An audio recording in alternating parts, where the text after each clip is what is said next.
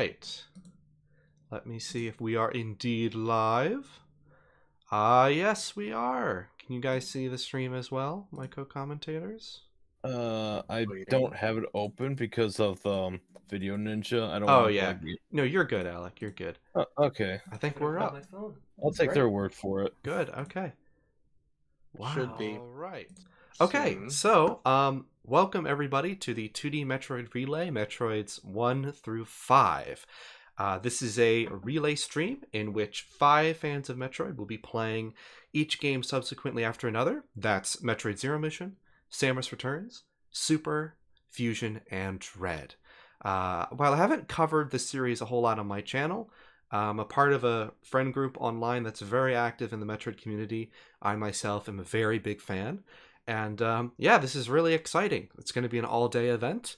And we're really glad you're here, whether you're watching it live or if you're watching this post. We're really glad you're here. So I want to introduce each member of the group. And I'm actually going to go in order of games, so I'm not going to start with me. I'm going to start with our Zero Mission runner, Alec, the SQG Review Show. Go ahead. Hey, how's it going, everyone? It's great to hear from all of you. Thank you all so much for coming to this, as this is going to be like one of the best days of the year, and I don't want any of you to miss it. So I'll be running Zero Mission at any percent on normal mode. I'm not going to do easy, and I'm not skilled enough for hard mode, unfortunately, but I'll get there someday. That's perfectly all right. Thank you, Alec.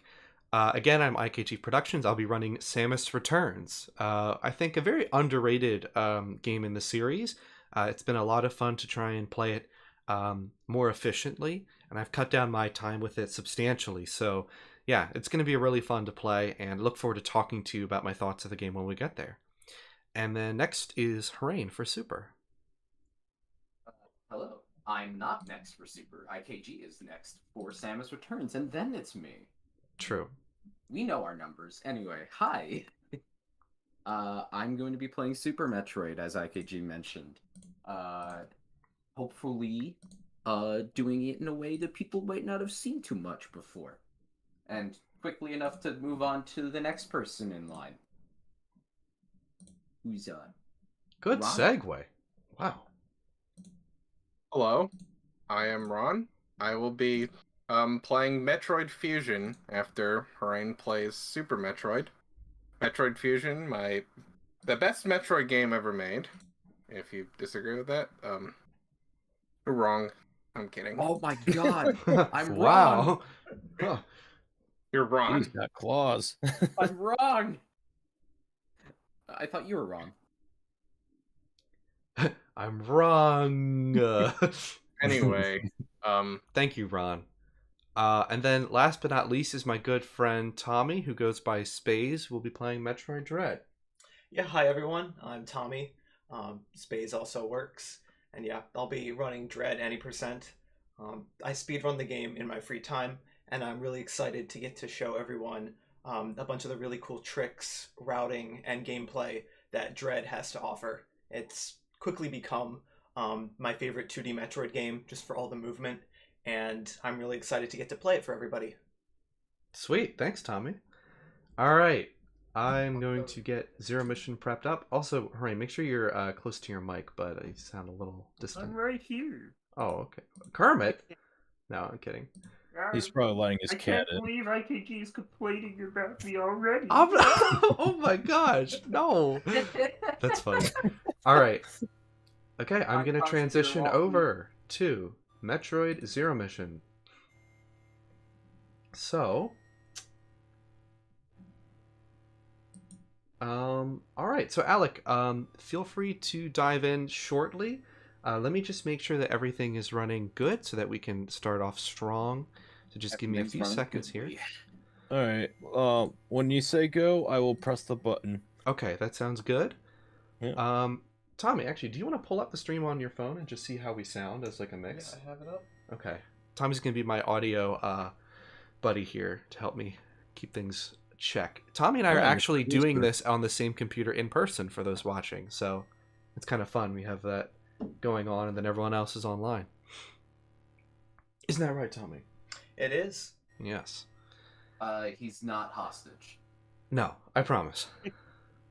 Hopefully not. No Hey, promises. Tommy, blink twice if you're being held hostage. Well, that's unfortunate that I don't have a webcam. Oh my god. Well, There is Oh, no no. video proof. How's It's, it sound? Seems all right. There is the Anyone Discord should be phone in the louder, background. or is the game good? I will mute. No, I don't think I can hear the game. Can't hear Zero Mission? I might need to mute the call. Yeah, try muting the call. One sec, everybody. It's just worth getting this in check. That's all. But Alex, like, prepped and ready to go. He's like hovering over normal. He's like, he's ready. I feel like I Animal can when he's hear like the game, but it's performing a like little a quiet. classical drum piece, but wants to just bang on his drums. I do not have game audio on this stream. Really? Muting the call. That is weird. Because I'm definitely getting it. Yeah, no, Okay. I do hear the game audio. Is it It's just too a quiet? bit quiet. Oh, okay. Hang on, let's try. Oh, it was just really quiet through my headphones. Okay, can we try now? Once the stream updates. Oh, hey, Badinator. Good to see you. Hello.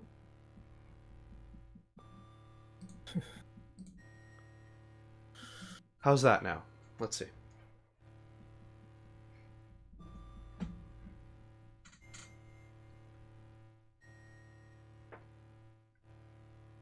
I think it's doing all right. You can hear it better? Mm-hmm. Oh, okay. Hooray, you too?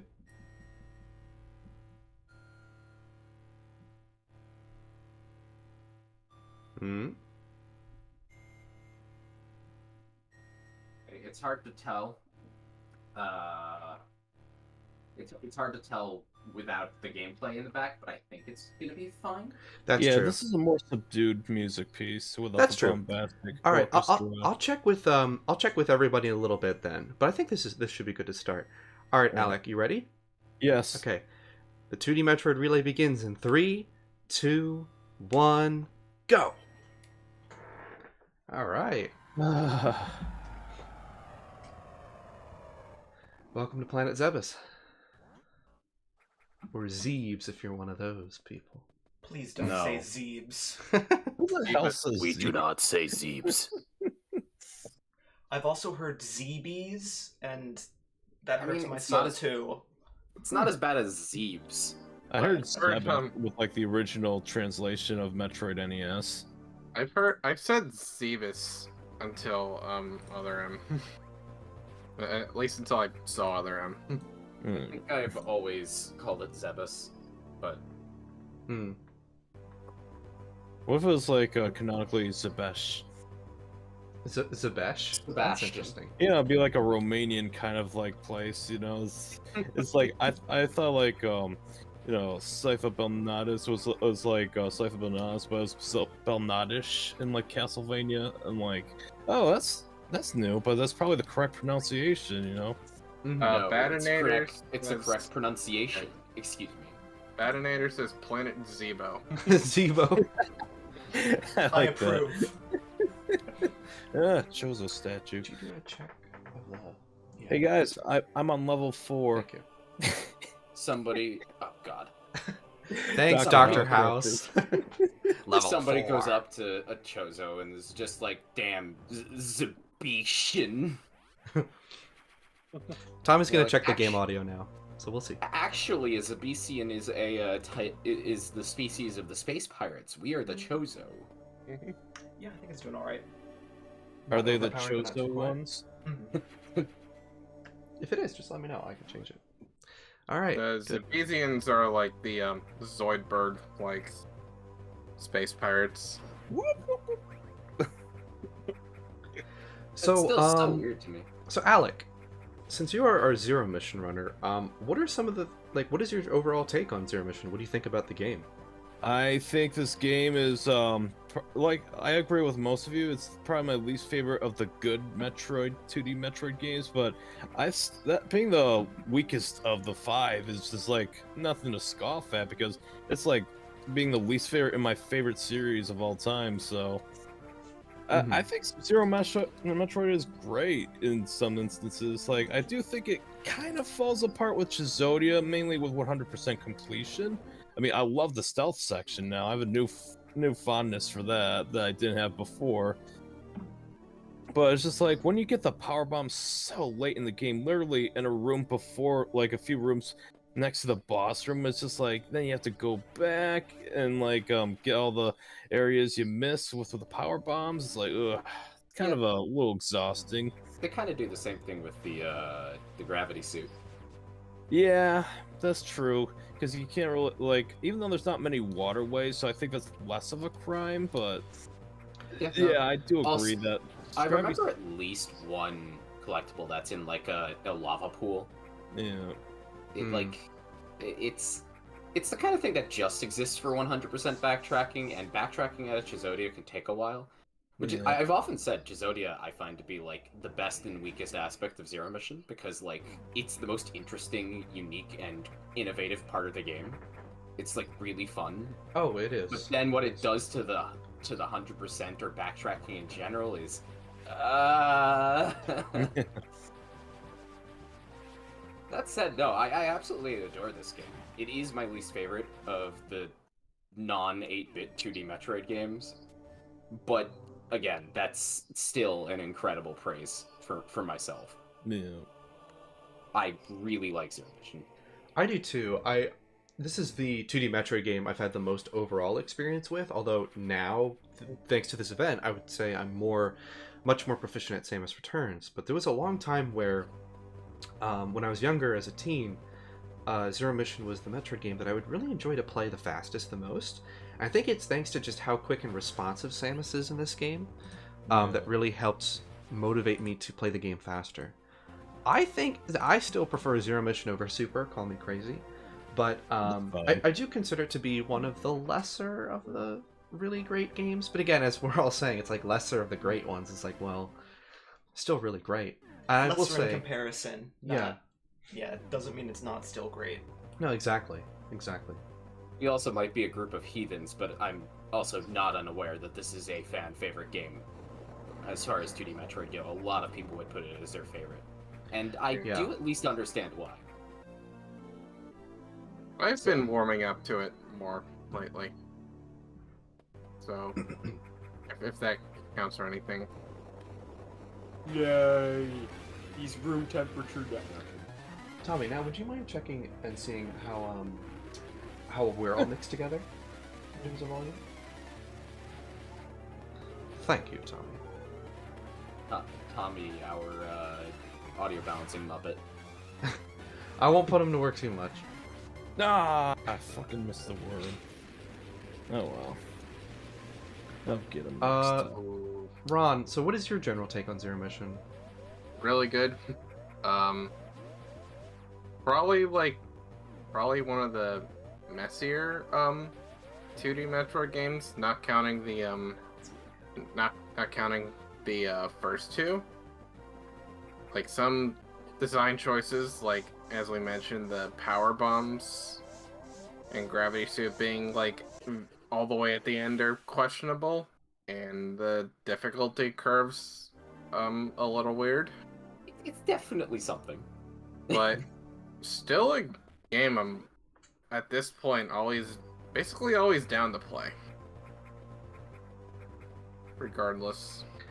I mean, true to its handheld form, I think Zero Mission has a really good pick-up-and-play feel, which I wouldn't even necessarily extend to Samus Returns as much as I prefer that game.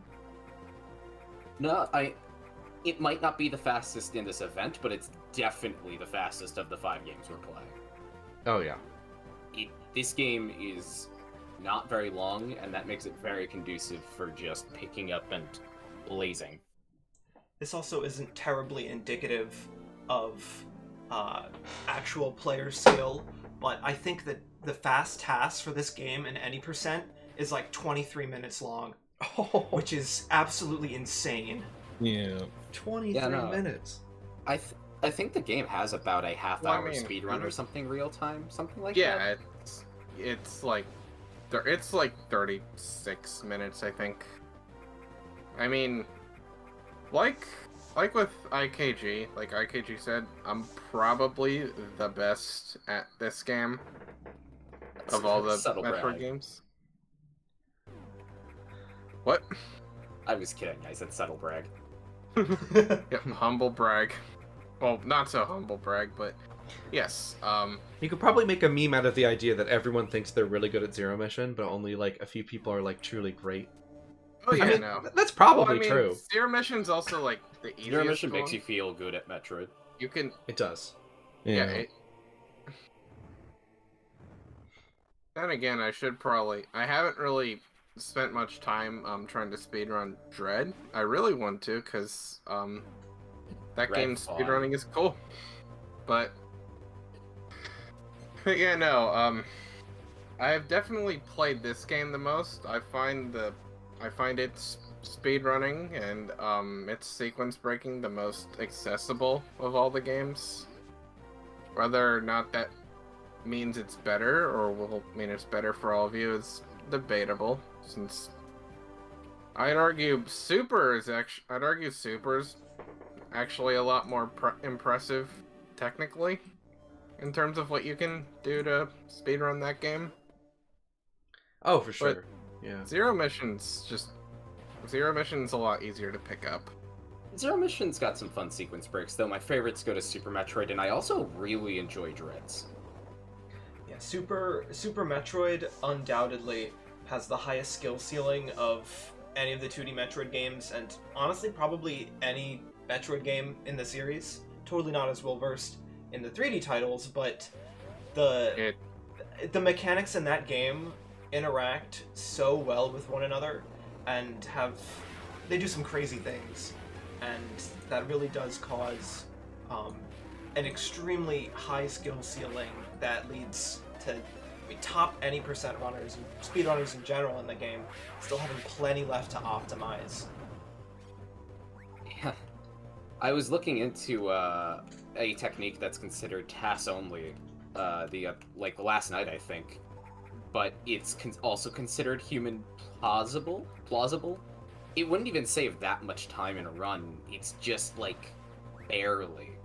And it's also barely in the realm of a human can do it, but it's really tight. Where all it does is it makes it so that Samus does not lose speed going up inclines, which only significantly matters in very small segments for less than second of time each time you use it saved. But I mean that's similar to arm pumping. It's only it's a pixel at a time, but that over the course of a run that adds up. Yeah, no, and you can't just arm pump the whole game. Although we'll talk more about that. That's Super, I guess. Yeah, we can. Yeah. But yeah, no, like it's just interesting. I wasn't even aware of this specific trick, and like it just shows there's a lot of room for that game to grow. Zero Mission loves its speed booster shortcuts, which I don't think we're going to be seeing a lot of this time. But Zero Mission, and something I do really like about this game more than just about any of them, actually, with the possible exception of Dread, and although we're not playing it AM2R as well, it is designed well around this. Zero Mission designs its rooms to use the speed booster and Shine Spark specifically to go fast and skip rooms. And that is unique from like any of the other games, at least the ones before it. And I think that's really cool. Like getting better at the game and just speed boosting your way through. Oh, for sure. I mean, this was the game that really made me fall in love with the speed booster, because I like how it works in Super Metroid, and it was such a genius element to add to the game, like fast speed gameplay that has a purpose for exploration. But Zero Mission just makes it so fun. I don't know what it is. I have my issues with the way the speed booster is implemented in Zero Mission, especially with collectibles. But I love the way they use the speed booster to just play the game more efficiently, optionally. Right. I think that is done like perfectly. I think that's fantastic. Yeah. No, actually, Ryan, I think you figured it out. That's what it is. For me, it was so accessible to execute in terms of just playing efficiently. Again, kind of tying into just how Zero Mission is so friendly towards movement and, again, making you feel really good at Metroid. That said, there's going to be some fun use of the Shine Spark in Super Metroid. But there's going to be some fun Shine Sparking probably in all of these games, besides, I guess, the only one that doesn't have Shine Sparking. But well, you know, I'll definitely be talking about that in my playthrough. But there is no Shine Spark. There's no Speed Booster. But Phase Drift lets you do some pretty cool things with time. So I'm going to show off a little bit of that when we get there. Also, there might not be Shine Sparking, but there is Bomb Sparking. Yes, there is Bomb Sparking, which we will see at least twice, possibly 3 times, depending on how I feel in Area 7. Yeah, that's okay. But we'll see it in Samus Returns. Boss routes with the Bomb Spark. Shine Spark. The Shine Spark has always been one of my favorite abilities in the Metroid franchise. It always enables really cool movement and fast traversal through rooms. It always has really fun puzzles, creative puzzles, and I honestly just think it's a rather creative ability in general. Not to mention, hey look, I'm running so fast I get to store energy that lets me, you know, dash in anywhere I want. That's kind of cool. Gosh darn it, Alex, seeing you struggle just for a bit there without the power grip, I really felt that, because it's so weird starting Zero Mission without that. Yeah. Yeah. I don't know about the rest of you. It tripped me up my most recent playthroughs just because I was playing Fusion so Exactly. much. Yeah, if you play Samus Returns, Fusion, or Dread, right? Because Dread, you start with power grip, right? Yeah. Yeah. So it's like I have no problem with how it works as an upgrade. I think it's really a power grip in Fusion. Right. I think it's a worthwhile upgrade in Zero Mission. I don't mind that they add that to the progression. It's just kind of funny how going back to it, it's like, oh, right. I don't start with this. You can always just wall jump. Yeah. And like actually, the game is that kind of designed for you to really want to use the power grip. You know, it's optional, but you know, the layout is just like, yeah, you're gonna have a little trouble reaching these unless you get the the power grip. Okay, I do think it does throw me. But I do wonder if I have a bit of a different relationship to it, because I don't think it would throw me as much as it does some of the rest of you, just because my most played game is Super Metroid by a notable margin. Oh, I see. Okay. That does make sense, though. Yeah. I'm very used to using the wall jump to just get up small ledges. Right, so kind of You like know. bounce. Yeah, I know what you mean. And for the first, third of Zero Mission or less, it's kind of what you're doing. Right.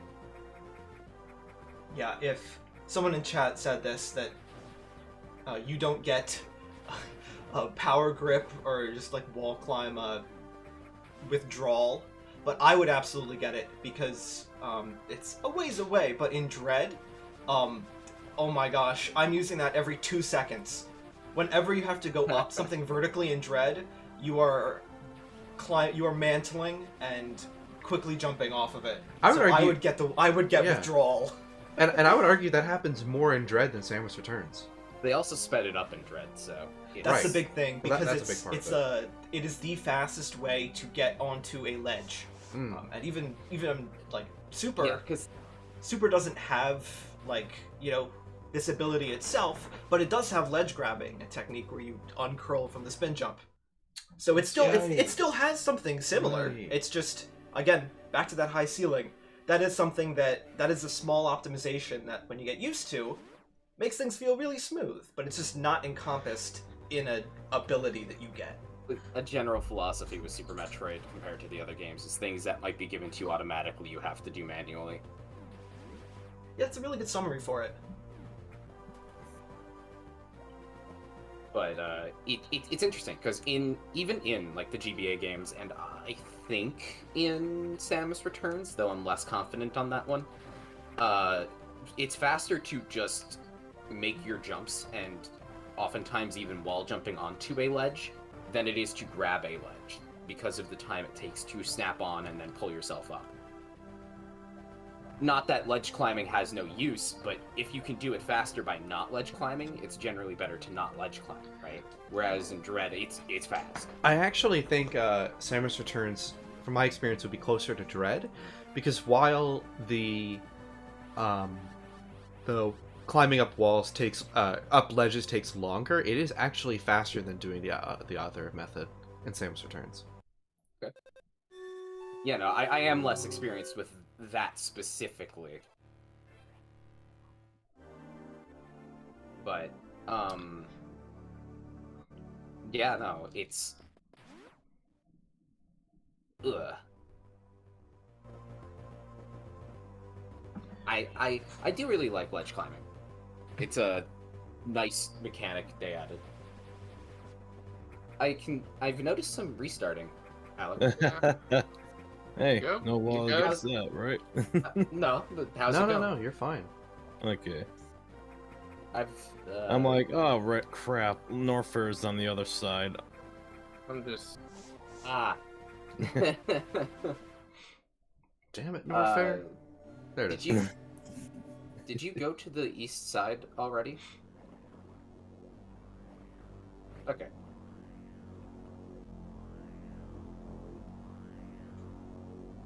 Now, Mother Brain, how are you supposed to be seeing her from all the way over there?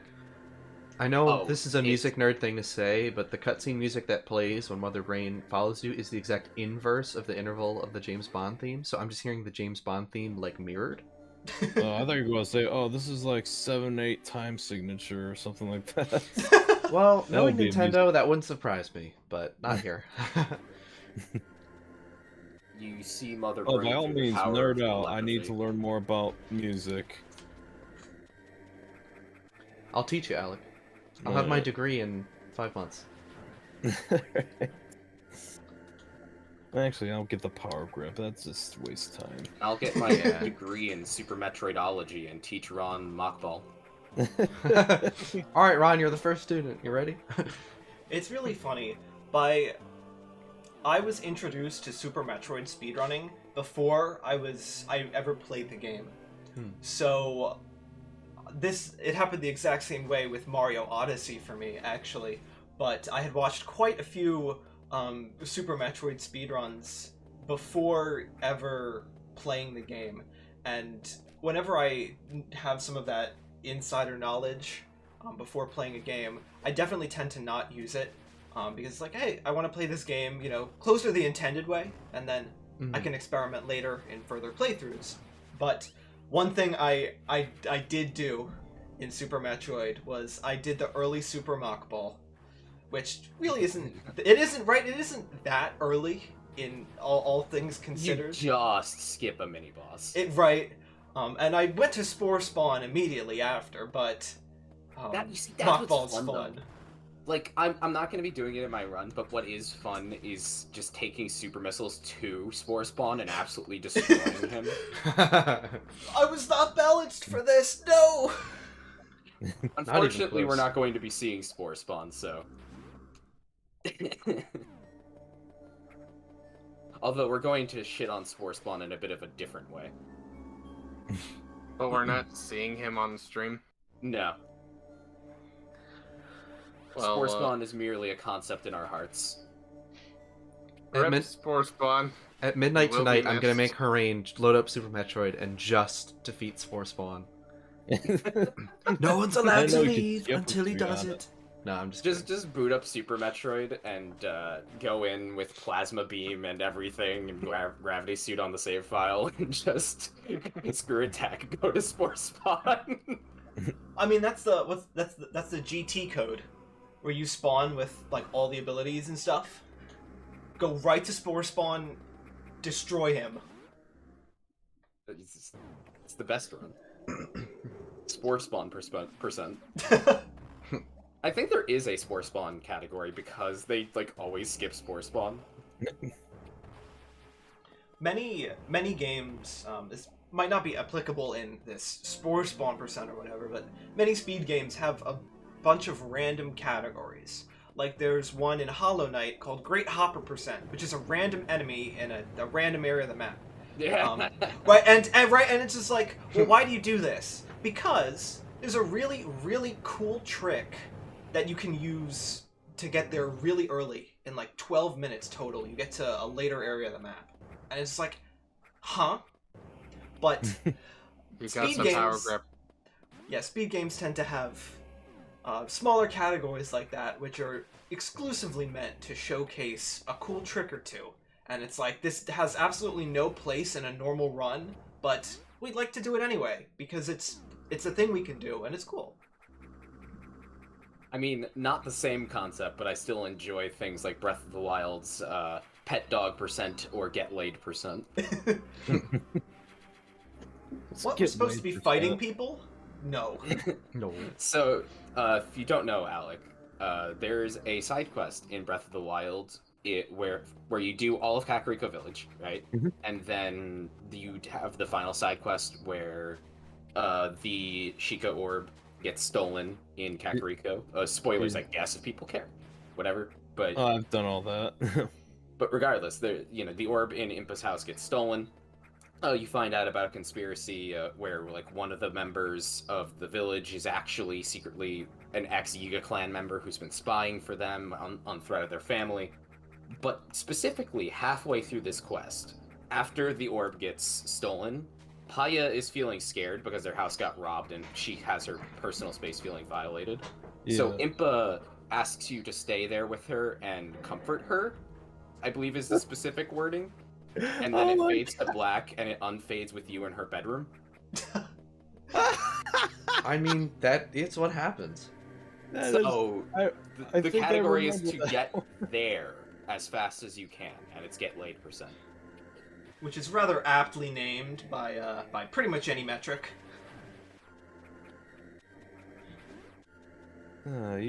y'all need Jeebus.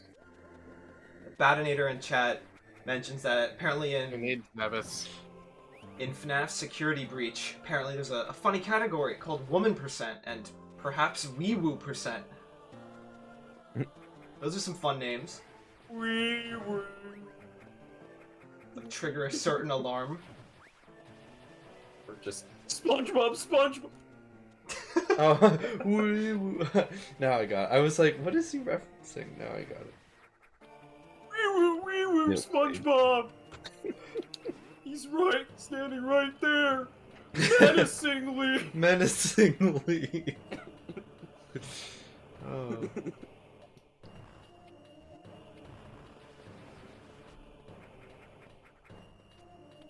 Yeah, that missile expansion is just taunting you. Yeah. Like, you literally can't miss it. But it is easier to get with the power grip since you're running right by anyway. Yeah, I used to like bomb jump that just to prove I can do it, but that's just waste time. To quote Dr. I'm above Eggman, that now. you've I'm an wasted so evolved much of individual." my time. It's one of my favorite Sonic 06 lines ever. God, Eggman looks so weird in that. I know it's a dead horse, but my God, making him photorealistic was creepy. It's I something. understand why they did, but the solution is simply to not do that with any of the NPCs. Yeah. Yeah, Sonic Unleashed got it right. Yeah, I think I've talked before, but I don't think Sonic Unleashed's approach is perfect, but it's by far the best they've done. With the human designs, because, like, the humans being stylized works a lot better, especially next to Sonic and crew, but I specifically think the humans actually look out of style with Eggman. I think that the best direction is for the humans to look right next to Eggman specifically in a Sonic game. Oh, I see what you're saying. You can Well, tell there's a- ironically, the best we've ever got of that, I guess, would be the Sonic movies then, right? In yeah, a way.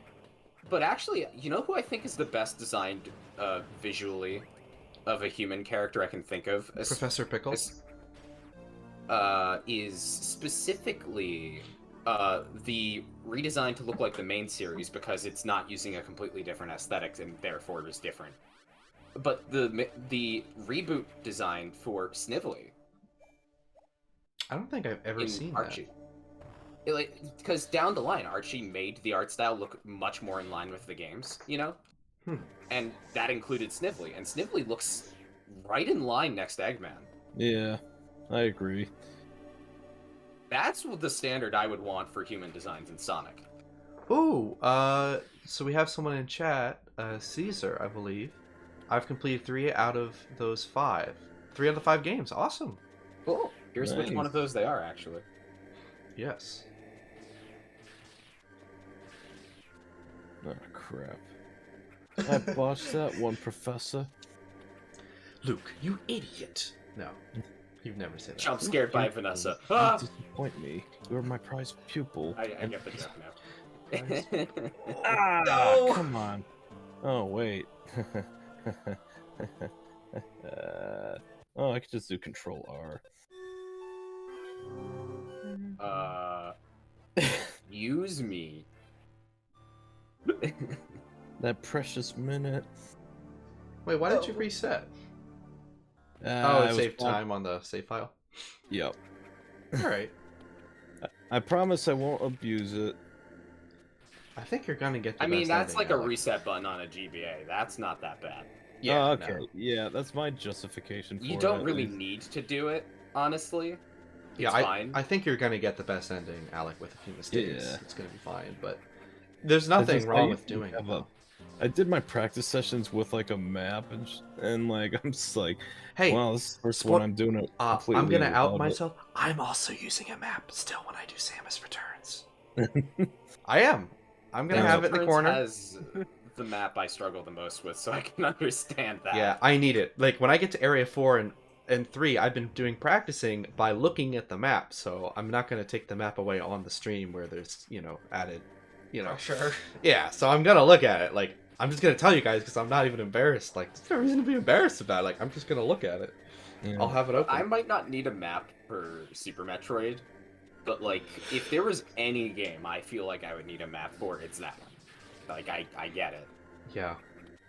IKG, how could you? I know. Fake Imagine needing a map. IKG is a Fake fan of the filthy casual. series. fan.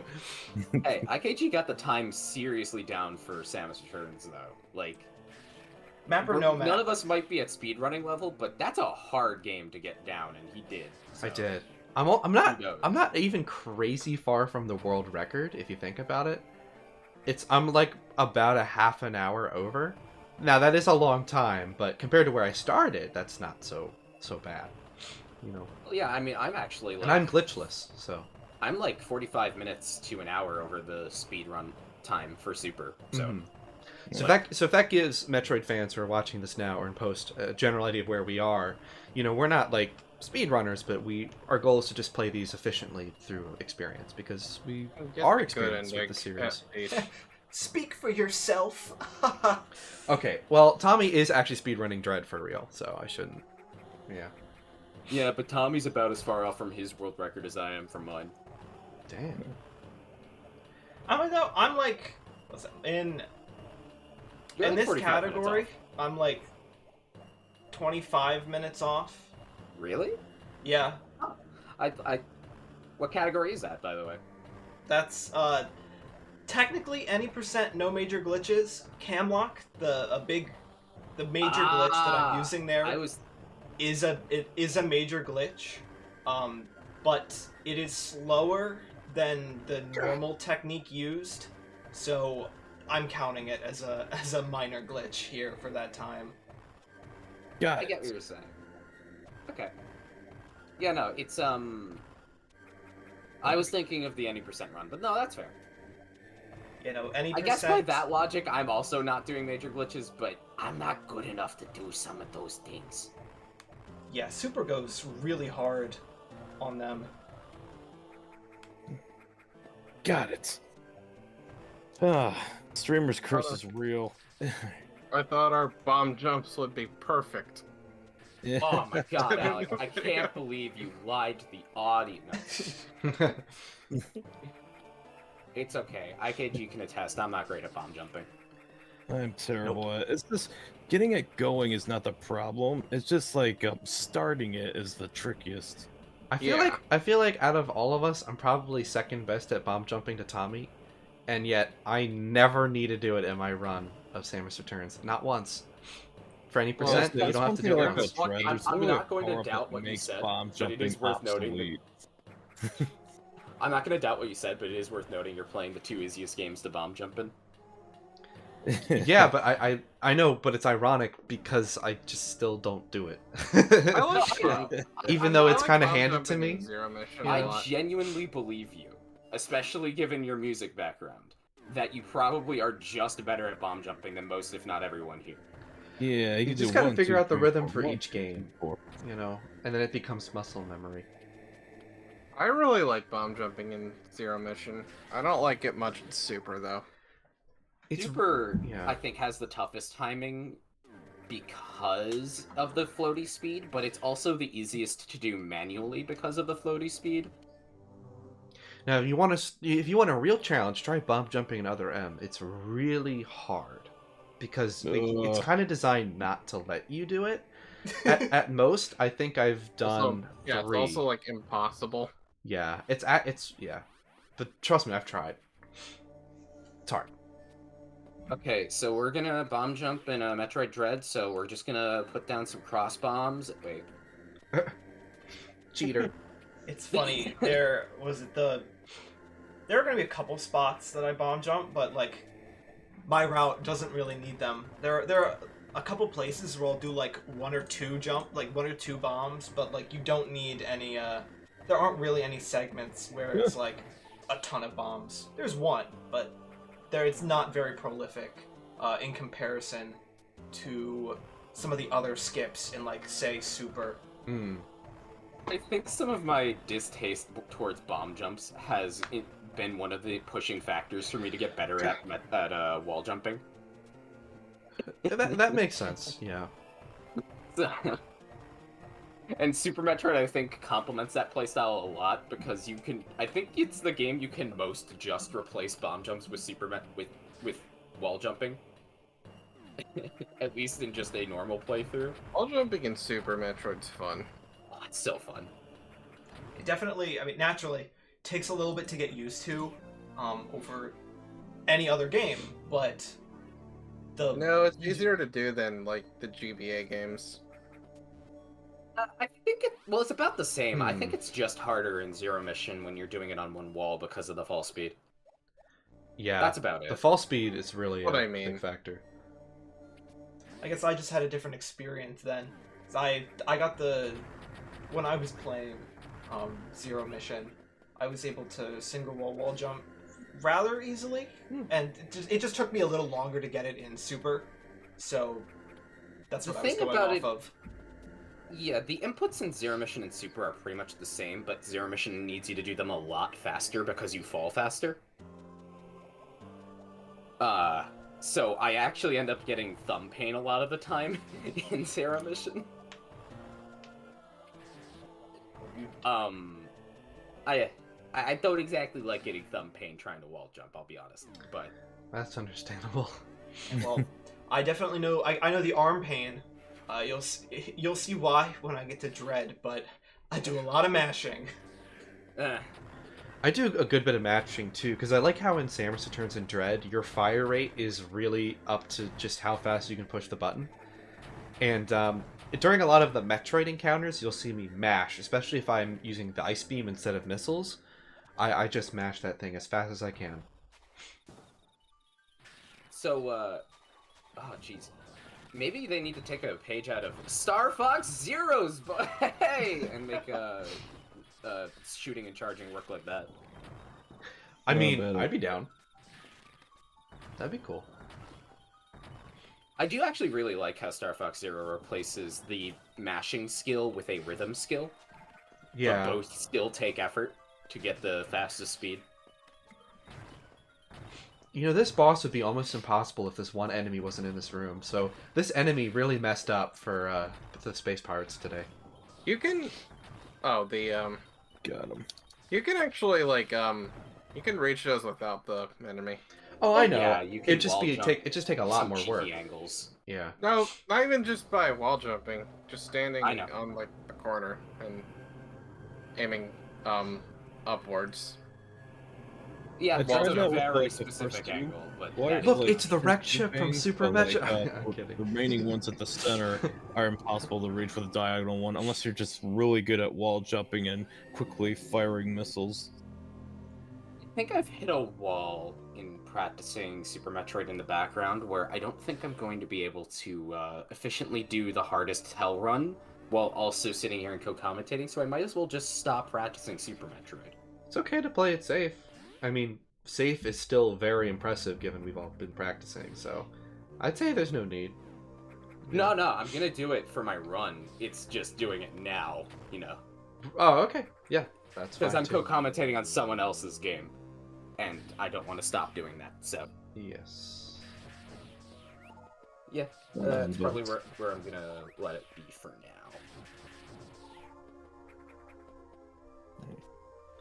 Hit the What? quintuple farm. Yeah, I'm not There doing we go. anything cool today with that. No, that was fine. Fortunately, I know this game well enough that I don't really just have practice runs listed down. I've played it a lot. I might have a problem. Anyway. Yeah, I stopped putting my I stopped keeping track of my times, and I was just like, yeah, I'll do another run. Yeah. You remember when Alec, your first practice run you did with everybody, I think you did it in like 2 or 3 sessions, and then Yeah. the last time you did it so fast that whatever I was working on I wasn't done with by the time you finished Zero Mission. I was like, what? Yeah, I remember that. I was like, fuck. No! I The bomb jump was so clean! I just see on Yeah. Discord the stream and like you're on the credits. I'm like, oh, nice. Actually often joked about Zero Mission, where like if something is currently happening, taking a while, whether it's somebody playing a game or it's like a long movie or something, especially when we watch Lord of the Rings extended editions or something, I go, you know, I could play like Zero Mission maybe twice in this time span. It's perfect for that. One of the weirdest Oh, are you units of struggling time ever. Somebody struggling with a hard boss. Oh, let's see if I can beat Zero Mission before you're done with the boss. How many Zero Missions does it take to get to the center of the Tootsie Pop? Yes, Melania Blade of Mikola took me 2, 3 Metroid Zero missions. It's a unit of time. It's another example of Americans using literally any system besides the metric system. Now Zero Mission playthroughs are on unit of measurement. So we know US customary didn't catch on like we think it did, but we're Actually- really sure about it this time. It's gonna be Metroid Zero Missions. Okay, I understand why it works this way, but I just want to get it off my chest now because we happen to bring up metric and time measurement. I hate that time is like half metric. I hate it so much. Well, Like, when you get below seconds, it goes into metric measurements of, you know, like deci, centi, milliseconds, etc. Yeah. But when you get above seconds, it's like, okay, 60 of them is a minute. 60 of those is an hour. 24 of those is a day. 7 of those is a week. I forget how many weeks are in a year, but 356 days in a year. 52 weeks, 31 right? days, give or take, for a month. Like, okay. You know, we I had never- it metric before. What happened? I never thought of that. I never, like, consciously recognized that, right? Like, when we get to that base unit, like, how you have, like, liters, grams, whatever, seconds is that base unit, it switches. That's so weird. It bothers me. It makes sense. I know why, but it bothers me. 52 weeks. Thank you, Prosecutor Walton. Thank you, Speaking of prosecutor. 52 weeks, we are about at the end of 52 weeks, actually. What's the name of that one song from Happy Early just New goes Year's. into time? You know, they parodied it on The Office when like Michael was leaving the office and they were doing one last Dundies awards. Oh, I forget. Shoot. I know what you're talking about, You know, but I can't remember the band of the original song. it wasn't a band. It was like from the musical Rent. Oh. So, Oh wait, Unless it was, like, a band you're who talking composed about. it. I thought you were talking about Goodbye Toby. You're talking about when Michael leaves the show, right? yeah. Like, And they're all Oh, singing that song. That's that is from Rent. What? I've never Yeah. actually seen Rent. I should see it. I heard it's okay. Yeah. A lot of people are more critical of its themes nowadays. Oh, fiddlesticks. Someone in Yeah, chat it's- says, I think the song is Day Before New Year's Eve. Is that it? Might be. No? No. Oh, no, he's just No. saying what no, day no, it he's is. responding to me. Alright. Nah. I wish. Unfortunate. That's today. That is the day. New Year's He's the Eve guy. Eve. He's not the guy. Alec, I'm are the you the guy?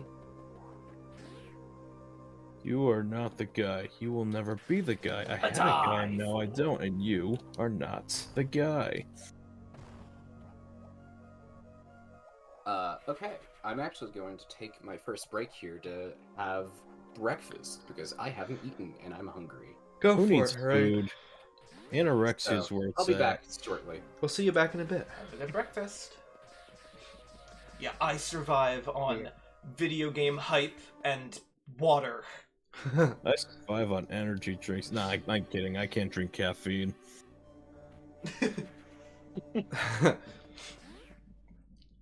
So Ron, tell me some more things about what you think about Zero Mission. It's good. It's fun to play fast. In fact, recently I got a clear time of an hour 18 minutes. My last time playing it. Oh yeah, and tell our viewers what happened the time before that. Oh, that was I played my last run was before that was an hour 19 minutes.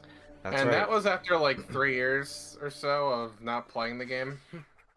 And it was so funny because we were on call when you did the most recent run that was a minute less, and he the whole time going through the run he was like, "Oh man, I really screwed up. Like this is gonna be terrible." And then he still saved a minute, which was amazing. Yeah. I'll never forget that. You know, it really was not seeming. It really didn't seem like the run at first. I Everybody died. get like, ready for your Ridley screams. I died like 3 or 4 times to Mother Brain. I also screwed up a few times in the during the stealth section, but Yeah. I guess I did enough. I guess I used enough shortcuts to still get that. Like, I know a few shortcuts in the stealth section. I skipped power bombs entirely. There you go. I guess just knowing where things are went a pretty long way with that. Ha! Power bombs. Who needs them? Yeah. In Zero Mission, not me. Not me. If only in Dread I was physically able to complete the game without them. Also, Alec, you're taking on Ridley without super missiles? Yeah, I fell in that, like, collapsible platform. I mean, good luck. I think I've you'll done have it enough. before. It's... As long as you make sure you don't miss any, then I think you'll be fine. Yeah, I'm gonna have him grab me, and then I'll just bombard him with missiles. Yeah, like that attempt, you were really close. It's just there were several parts of the fight where, like, you missed quite a few missiles in a row, and so you just didn't have enough at the end. Yeah, just, you know, kind of just face smash Ridley. Yep. I think that was something you weren't doing before as well, using the beam on his fireballs. At least I noticed you doing a bunch of missiles there before. Yeah. Oh. Yeah. Ridley. He's got big tail energy right here. Yeah, you got this. Die, you monster! You don't belong in Oh, in this there we world. go. Goodbye, Dracula. I mean Ridley. Yeah, nice challenge run on Ridley. Yeah. Rain. Thanks, Rain. Good luck, IKG. He's gonna get more powerful in the next game. More powerful than you could possibly imagine. That's true. If you destroy me, I'll be more powerful. Yeah. Powerful. What's the You line s- again from A New Hope? You strike me down, and I will become more powerful than you can possibly imagine. Thank you. There you go. Thank you. There you go. I Well, we will imagine it, and it won't be that powerful, so sorry. By the way, IKG, is this the guy you told me introduced you to Backstroke of the West? Yes, this is him. That is me. This is Tommy. He introduced me to Backstroke of the West. That is. Thank that you. is- Thank you. That is Thank so. you. That is so funny how, from me just having that quote on deck, you put 2 and 2 together. That is so Yeah, funny. you figured it out. No, I just vaguely remembered. I probably I just- mentioned it to Ron. Yeah. Yeah, you mentioned a friend of yours from college showed you that movie. So. Well, Tommy is not from college though. Actually, I think Oh, Oh no, it was the college friends we saw. One of the Bond films I was telling you about. But yeah. Yeah, Oh, Evan. okay. Evan, it's just. Yeah, I mean, we are friends through college, but we've been friends for quite a while before that. Yeah. They first Okay. met at the prestigious Academy for Young Men. Gotcha. A school of middling standing, we'll say. but trust me, Tommy, I've had my fill with Backstroke of the West. Oh, that. I showed it to basically anyone, everyone I knew that like cares about Star Wars, including these guys. Oh, it's. Ooh, I do want to say we have 10 people watching right now. I want to thank everyone for watching, especially so early in the morning at this time of year. In this time of year, in this part of the world, Eastern Standard Time. I think I had steamed hams in my brain somehow, so that like came out like Aurora Borealis at this time of year. Sorry, I'll stop. Oh my gosh. Hope That's- you're ready for an unforgettable luncheon. Something Like kind of. Blue Devilish, Seymour. That was pretty good. Yeah, that sounded pretty good.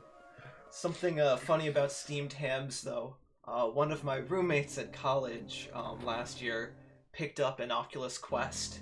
Really?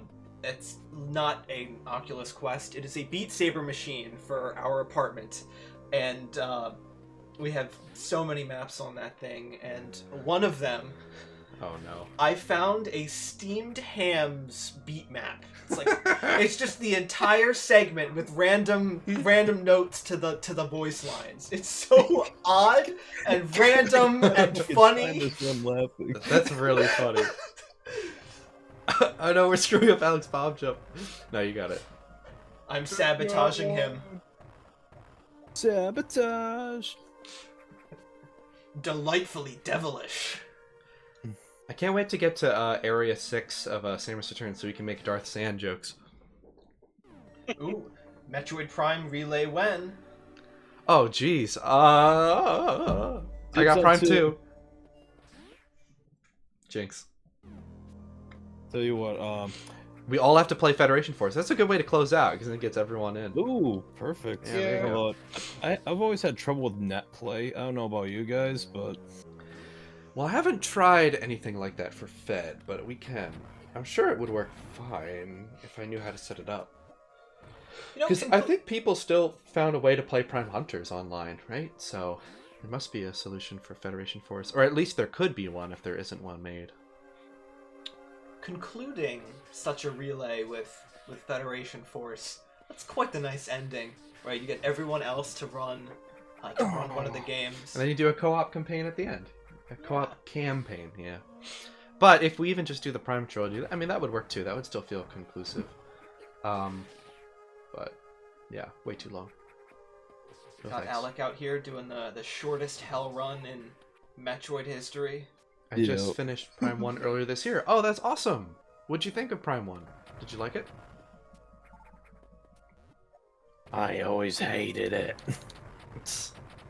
Their DSer cancel. Yeah. That's what I was thinking. Like, there must be something like that. Fan. So. DS fan servers. That's fun.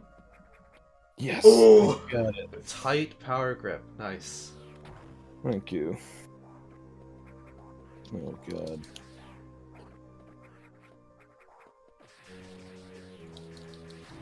It was at this moment that I figured out that I have done goofed.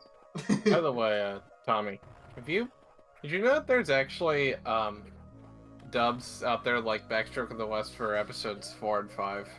I was not aware. Yes, they were actually like made because of Backstroke of the West, and that movie's and that dub's sort of infamy.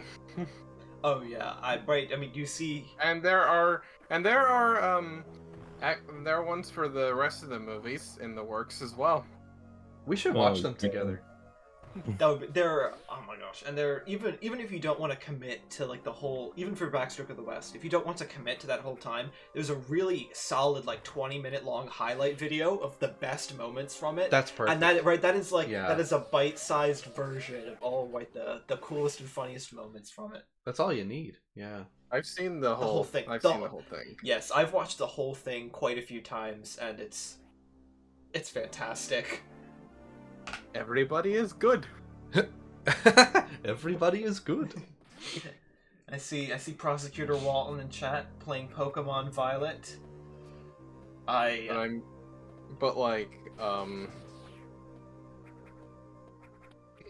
But 4 and 5 are the Novelty Desire and the Counterattack Collection, and then the 6th one is supposed to be Hopeless Situation Return.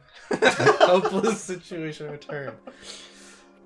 Well, that's consistent with the naming schemes. the naming. Yeah. 1 is Ghost the Threat. 2 Okay. is the Duplicate Offensive. Oh, clone. Oh, I see. Duplicate The offensive. duplicate I think- offensive. Someone's also working on Clone Wars ones, and it's literally Oh my just gosh. called Copy War. Copy. Oh my god, that's great. It sounds like Mega Man Zero lore without me Yeah. finishing the series. That's what it kind of sounds like. Copy war, Yeah. right? Doesn't it- like copy the whole time? Yeah. What is it? It's like Copy War. What is that? 01? I mean, yeah, kind of, yeah. But so apparently the 7, 8, and 9 ones, those titles get weird. There's 7 is Flies Are a Sober Force. What? 8 is The Final Hopeless Situation. Makes sense. Wait, what's And then, 9? The Emergence of the Weather by the Rose. Okay. They get longer as it goes on. How did they get that from Skywalker? I don't know. Jeez. Because the sky is the source of storms. Honestly, I think Weather? that honestly, No. guys, I think that I think that what's it? The Emergence of the Weather by the Rose is going to make more sense than the Rise of Skywalker. Am I? Probably. I like how the Phantom Menaces one is it basically like almost like a really good translation. It's just saying the exact same thing simpler. Like it's the exact same idea. What was Ghost it? the Ghost the Threat. Ghost the threat. It's like, well, that's the idea, right? Like that's I see it. I get it. It's right in proper English. It's a little awkward, but Sure. it's the exact same it's the exact same meaning. Right, but at least you could like if you want to describe Palpatine's role in that film and the trilogy, those are words that work. Right? Like that. Okay. All right. It doesn't sound as cool as the Phantom Menace, but which by the way, I've always liked that title. Yeah, it's actually probably my favorite title. It's a really good title. Actually, no, Revenge of the Sith is really good. Revenge of the Sith is catchy, but I think I like the Phantom Menace the most in terms of titles. I don't know. Yeah, it is funny. Rise of Skywalker when it's actually a Palpatine. Yeah. Well, yeah, no, I think the dub is going to make more sense than the actual movie.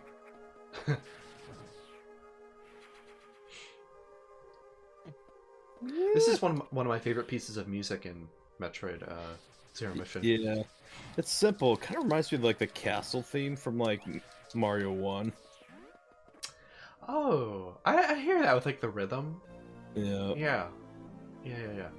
All right, he's got the super It missiles. also Everybody. kind of has that ominous vibe from like the dungeon theme from Zelda 1. I think Nintendo was a little lazy with that, but you know, it's like, all right, we have one evil theme, we're gonna stick with it for these next few games. We'll Yeah. just change the notes a bit. True. Prosecutor Walton says Ghost Threat isn't that good. IMO. Bad film. I mean, The ghost threat. I think Phantom Menace is okay. It's not great, but I like a lot of aspects of it. I think especially the last like half an hour of that film is like really great. Yeah. Like I think it ends really strongly. I always thought so too. Even when I'm probably a little more critical than the rest of you all, but you know, Phantom Menace to me is just like a perfectly above average sci-fi film, you know? You know, I think it's misguided at points, but it's ultimately like is what I'd say. Even detractors can't look at it and say there's no heart that went into this. I mean, they'll be like, oh, CG, aliens, or, you know, terrible, or something like that, but I don't know, there's some heart going on to it, and like, I don't I think the most understand. underrated aspect is Anakin and Qui-Gon's relationship, you know? There's like a really father-son kind of deal going with them. Yeah. No, I can see that. And Obi-Wan in like the following films, you know, has the underrated arc of kind of being like the older brother who has to kind of pick up the fatherly duties, which kind of makes like when he said, "You were my brother, Anakin. I loved you." It really fucking hit home with me, you know. It's like, oh man, that's powerful. Okay. Hi. Hi, Murray. Also, responding to Prosecutor Walton in chat, unironically, this is with the assumption that he was better written in the future films than he was in Episode 1. I think the series would have done better if Jar Jar was a Sith. If Jar Jar was a Sith. Oh. Like For real? Real? It's right. That's such a major deviation from the canon that we see. Right. But I That's what they were can't. gonna do. Right. I can't deny that I kind of I want to see that. I mean, Him being a bumbling It'd be funny. fool that secretly was trying to subvert everything and create the rise of the Empire has a play to it. You know what? I can't lie. Actually, that genuinely could be actually really, really good, and that would make going back to, especially the Phantom Menace, like really interesting on rewatch. Like when you know that, because you're like, oh my gosh, he's just trolling them the whole time, trying to slow them down. It's like, haha. It would make Episode 1 Misa at least a little more enjoyable. They probably should have put a little more of a subtle tease in Episode 1. Nothing that gives it away. Right. But at least something on rewatch that goes, oh, they were planning it since then. Mm-hmm. Right there, the way it is now, there are a few moments, right, that you can point to, like the one where Jar Jar has the droid on his foot and he's killing other droids with it. Like, how is he aiming that thing? But there are super like subtle things like that where when you frame it like this, you can use them as like circumstantial evidence almost, but nothing like it's truly definitive. All of it is easy to write off as being comedic writing, and that's it. Exactly, right. It does work. It's just it's that kind of fun like fan theory that like. Right, like, but there's enough there that you could make a case, as many fans have for decades. You know this was the case. Unlike most fan theories, it actually has some backing to it. Ooh, right. That's the difference, though, is this isn't just a fan theory, because we've gotten The leaked top scripts of the old movies. Yeah, you know, yeah. This was something that they were gonna do, and then they didn't. It's like poetry, it rhymes. each stanza rhymes with the so last. I don't know if I'm gonna get flack for this, not from you guys necessarily, but I unironically love George Lucas. Flaws and all, as a director, I love that man. I really do. He's great.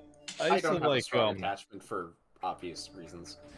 Yeah, I think American Graffiti is a really good film, and the second one isn't as bad as people say it is. So Yeah. I agree with that sentiment.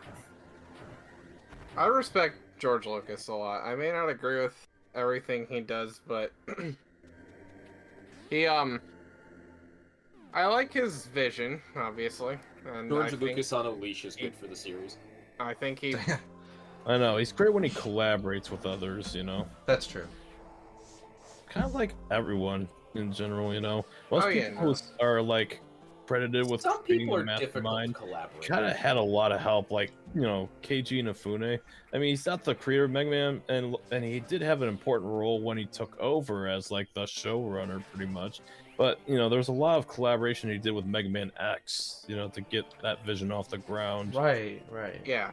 Yeah, but to Harane's point, though, there are some people who are very difficult to work with. Like, I mean, I know about that from especially like studying film lately. A lot of actors and directors can be very difficult to work with. Like Peter Sellers, you know, Yeah. he's just like known for just being terrible to work with. You know, despite being a Let's brilliant real actor. say, he's kind of like one of my favorite like actors, you know. Kind of was an internet like celebrity before the internet was a thing, with like how he was like the, you know how everyone does multiple roles on video. Well, he did that before internet was a thing. He did that before it was cool. Our generation. Yeah. It's also a little. I'm no expert It's on this, but I a get little the bit vibe related to that Kojima difficulty would be to hard work with, but I'm not sure if anyone else is particularly a fan of it. But Henry Cavill in The Witcher. If you're not aware, they have both a season 3 and season 4 renewed on Netflix, so both of those are in production. But after season 3, Henry Cavill is going to be replaced by not Chris Evans, his brother or something. Which is not a change I particularly like, but it's absolutely because the showrunner's vision of The Witcher, the adaptation, does not align with Cavill, and he is incredibly outspoken about Geralt's portrayal, his role in the story, and the story itself, because he is an incredible fan of the original novels. Yeah. He is an incredible adherent to the source material, and I think they got to the point where the show was no longer capturing the book series that he loved so much. Wow. I guess we'll see. Who's Right, on that. that's a little bit of I was not hearsay, but right, that's not the official version of events. Sure. But under the hood, right, you put 2 and 2 together and you're like, this is probably what happened. There are some creative differences between Cavill and the rest of the team, and I mean, if you're familiar with the novels at all, you can see how far that the show has deviated in places from the actual, or like the original story. Definitely So not there- my area of expertise here. I But may have gone too far in a few places. Nice run. no, but as somebody who has not yet played Witcher 3, has not read the books, and unlike some of my family, hasn't watched the show either. I take So- it Wind Waker Gamer's a huge fan. My mother and my sister, Allie, Wind Waker Gamer, have watched the show. We're using names now. Okay. It's fine. It doesn't matter. My name is Johannes. My name is Mud.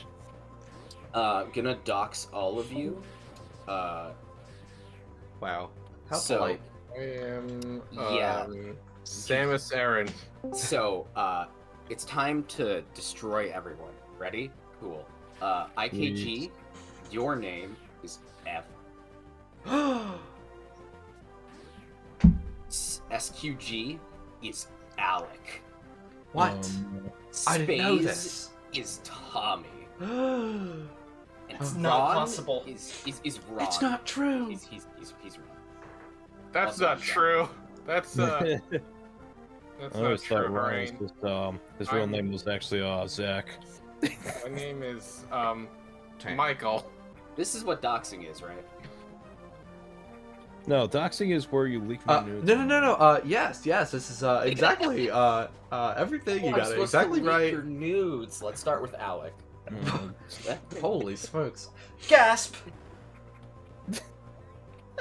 Bro, just pull the card where you leak your nudes before the internet can, so that nobody can hold that over you. Yep.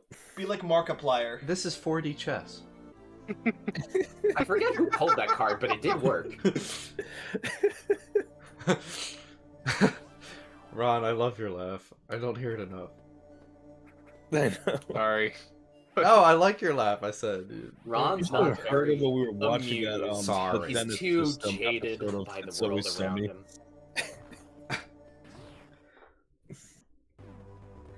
There, we got the Vari we're suit. We're getting the Vari suit Well, after. sorry you don't hear it enough, but That's fine. ain't nothing to laugh about in my life. I'm kidding. Sounds like Tommy's having problems. Yeah, First name Tommy, my last phone name has Tommy. decided to just disconnect Tommy. for some reason. That was weird. You are on my Wi-Fi network, right? Yeah. We can double. Yeah, if we need to double check that, just let me know. Tell me you're right there. Oh wait, no, I'm sorry. His last name is actually Weezo. Tommy Wiseau. That's you. The My new last- Joker! You know what though? My last. You know what though? You'll never figure out my last name. It's Swanson. Ron Okay, guys, Swanson. hear me out. I'm gonna ruin all of your lives on the internet by giving people critical information they don't need to know. In secret, all of our usernames are actually subtle hints to our social security numbers. Find them out. Good luck with that. So I know we haven't really had the chance to talk about this before, but like, what do you guys think of the various suit design in Zero Mission? I hate it. I wish that it was not necessarily just a recolor, but I also do appreciate the whole, like, upgraded suit shoulder pad thing, but I don't know. Yeah, I like the shoulder pads. Like, do I get too. that the shoulder pads are supposed to come with the upgraded suit, and that's a nod to the original Metroid where there wasn't a difference, but I don't know how I feel about it, honestly. I feel like I might just prefer it if the Varia suit was just retconned to be different from the start. See, that's how I Instead of- feel, but I also do appreciate that they deliberately, for Zero Mission, did not change the shoulder pads to keep it authentic. That's a nice touch. Like, But I get it. I just agree don't with you. The think I- happenstance is that I just don't like it as much. I like my shoulder pad various suit. I like that it looks a little bulkier, a little stronger, you know. So it is kind of weird where, like, in Zero Mission it's just a recolor because, again, it's like what we were talking about earlier. Like, what are we used to with Metroid and what we might not be as familiar with? And this is very much a deliberate decision they made with Zero Mission, but nonetheless. I'm not, like, upset. I just no. don't prefer it, and I appreciate what they're trying to do. Yeah, I pretty much agree note for note.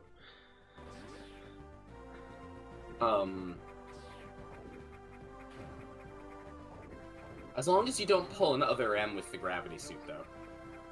I don't really mind that either, though. I'm not, I mean, like, it's weird. pissed, but I don't like it. It's an interesting choice, for sure. I think, look, I get the whole, like, oh, but they wanted the cinematics, this or that. I don't really... Yeah, I think it was care. worth it for that sequence where you escape getting ejected out of space. That was so cool. Oh, yeah, So, no. It was I mean, worth it just, for that like, alone. Oh, no, I appreciate that. I mean, like, but purple on screen to keep it more cinematic with the more tame color palette. I don't care. Give me the purple suit in cutscenes. I don't think it would ruin the cinematics. I don't know. I actually think I might side with Sakamoto on that one. I kind of like Other M's solution for what that game was going for. Also, my favorite part of the gravity suit, besides its purple, yellow, green color palette, Yeah. or not green. Actually, that's my point. Is that it's blue for things like the visor instead. Right. I really like that. It's really striking. Me too. Specifically in the game you're going to be playing next. Oh shit. How convenient. Yes. Yeah, I'm that's also a fucking- big fan of the gravity suit in Samus Oh. Returns. I probably will bring it up again when you get it anyway, but that is just my favorite suit design in the series. I love that suit. It's definitely up there for me. Definitely up there. I'm a big fan of the suits in the Prime series, especially Prime 2 and 3. I think the PED suit is such a cool idea and looks amazing, and I like that it corrupts Samus the more phase-on she gets. I think Prime 3 suits look great. I have the hottest take on the Prime 2 suits, and whatever. Uh-oh. I'm alone on that one, and I'm okay with it. I love the dark suit and light suit. They're actually my two favorite suits in the series, to be honest. I'm just not big on them. I feel like they deviate too much from the light Samus. suit. I haven't. But they're Not too supposed to be. hard. See, it's like not Choso technology, but Oh, I Lumina know. I know it's It's not too intentional. much I about just don't the like them. dark suit. Like I like That's the dark literally suit. it. I like the dark suit, but it hasn't stood out too much to me. But I love the light suit. If you're looking, the dark suit is definitely my lesser of the two. Hmm.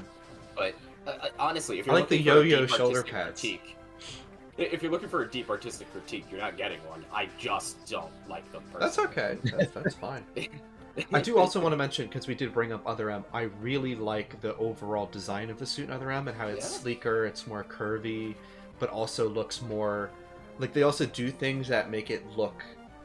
So I'm not a designer, but like... Oh, yeah, no. You can tell that it's It looks designed more for acrobatic. agility, and Yeah, the it's animations do like- that justice, you know?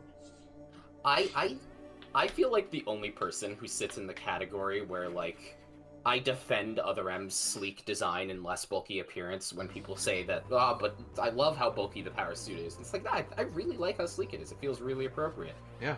And then I also turn around and say, yeah, so Samus Returns Gravity Suit is my favorite suit design in the series. That's okay. Like, Variety is the spice of life. Possibly by far the bulkiest suit in the series. Well, you know what? Prime 1 suits are so bulky looking. You see To how the huge point where I shoulder don't pads really are in like Samus it as Returns? much. I know, but in Prime 1, maybe it's because of the 3D cutscenes, just the perspective, but it's like, oh my god. I think some comedy Johnny pointed out in his videos, like, holy smokes, like, it's just so... Don't get me wrong, I think, especially for a first attempt, Samus looks great in all of Prime 1. But there's a She big actually- jump to Prime 2 when you see her in her Varia suit, I think. Prime 1 looks almost just like Super Metroid's, but modernized. That's true. Oh, that's I right. think Supers that's- is very bulky. Wow. I actually adore Super Metroid's proportions for its suit, but I do think that it's questionable if they would work as well in 3D, but I still really like the Prime design, and I think it makes the right choices on adapting it to 3D. Mm-hmm. I can't believe we haven't even talked about the Fusion suit yet. Oh, yeah. Yeah. Or Dread. The three total redesigns. I was actually about to bring up Dreads, but then Supers came up, and I do want to say, I actually love how there's like, Samus's hip is visibly really narrow compared to her waist, or her chest and hip, and her, like, okay, her waist, I'm sorry, is narrow compared to her hip and her chest in the Super design, but it's not in, like, the classic, like, where's her stomach kind of way. It's like, her stomach is well proportioned and makes sense. It's just her shoulder and hips part of the suit are so fucking big. I know. It's actually like really cool, and I like how bulky it is, and it gives us a really strong sense of power to it. I like it. There's, aside from the fact that Dread is probably like it's because of how new it is. You get like a ton of cinematics and stuff where you can really clearly see Samus in that 3D space very well, but the way that the suits in Dread are designed, they kind of it's odd when you see like Samus walk in some of the cutscenes. You could just tell, oh yeah, I could see a woman under there, like from the subtle way she walks, the way the suit just like accentuates her a little more. It's really cool to see like that bit of visual animated. storytelling. Yes. And not even like in the gendered, like, you know, sexual stereotype thing. She literally is just animated in accordance with female anatomy. Yeah. Women have wider hips by their, by bone structure, right? And that causes them to have a more swaying gait. Many people will exaggerate that, especially for sexualization, but in Dread, it literally is just... It just walks like a woman does, on top of the fact that she also still carries herself with confidence, and that's part of why it doesn't come across as, like, Too the exaggerated, right? sexualized manner. She literally just walks like a woman and still exudes a badass personality and confidence in every movement. Exactly. And that is They do not treat those as contradictory, and they don't. And unlike, and this is no slight, but it's not even a Bayonetta situation where that's still sexual but treated as like an empowering sexual identity or something. It's literally just not sexual. Right. At all. That is a difference, for sure. And that is a slight deviation from the original suit design talk a little bit, but it's absolutely the case. It's incredible visual storytelling or characterization, and Absolutely. the animations in Dread specifically. I think Dread captures that the best out of the it's so entire good. franchise. It's so well Yeah. done. Even Yeah. Other M, because Other M cutscenes are not animated like that. Mostly. There's a few things, especially camera, although I think people exaggerate it, but yes, there are camera shots that start to get a little sensual. Yeah. I'm sorry, And what game? there's Other some M. unfortunate side Okay. effects of the whole she can't maintain the suit if she's in emotional distress. And it just so happens the points she's in emotional distress are the ones where she is less confident in her posing, especially when she's also injured by Adam and in emotional distress, and she's in her skin-tight Zero suit. So she's like swaying around with exaggerated movement and the camera shots, and I get why people get like a little uncomfortable by that. Yeah. But when you're not just looking at the few examples where I think it's a little weird, especially when she's just in her armor. Well, that's what No, I'm thinking she's about. like- yeah. She's just animated like a badass. I was gonna say, not I in a think way- Samus. I could still see a woman under there, but like not in no way does it take down her character, and just especially in gameplay and cinematic animations in the suit. Well, I think Other M does. I mean, I'm probably gonna get flack for this, but I think Other M does the best job of showing the widest of Samus's personality in the series, which is kind of the I point. agree. I mean, Well, yeah, it is she's the most badass to date in that game, and the most emotional, and everything in between. It's all yeah, there. no, it's a What game. Dread intrinsically and Samus about Returns to a lesser extent kind of lacked was the human side of Samus. yeah, the and I actually emotional don't mind Side of it. It was almost a little in Dread. I think they were compensating way too much for Other M. I really think. I actually am fine But- with that direction, because I think I've talked about it with you before, but I appreciate Samus Return, or not Samus Fusion. Slow down. I appreciate Other M Yeah. as the game that No, explores whatever. Samus's inner character more than other games do, because I do Kidding. really like this like stoicism that everybody talks about with Samus, and like this like what's going on in her head and the subtlety of understanding her through the nonverbal storytelling. But I think people get mixed up with Other M is that just because she's stoic doesn't mean she doesn't have these thoughts or emotional vulnerabilities. I mean, it was all in That's the Fusion difference. already. That's the thing. Is like everyone That's acts the- like Other M's out of nowhere. It's just continuing what Fusion already started. That's the difference between the way she gives an impression and the way she is in her head. Mhm. And I think that Other M, whether that was intentional or not, does a great job conveying that difference in contrast with the rest of the series. Because in the rest of the series, you don't see that, because you just see Samus from that outside perspective as this badass who has to go get the job done. Other M gives you the opportunity to say, but is that how she feels? And Right. the answer is kinda. Depending on a lot of factors, but yeah, which is a very normal. It's a lot thing. more complicated. And I like that. I don't actually want the series to be like that for the most part, but I appreciate Other M a lot for establishing that and showing us that. Yeah. So I don't have a problem with games like Dread, for example, just not exploring that. I think don't it's- either, because Dread also does a lot of great work with Samus's character anyway.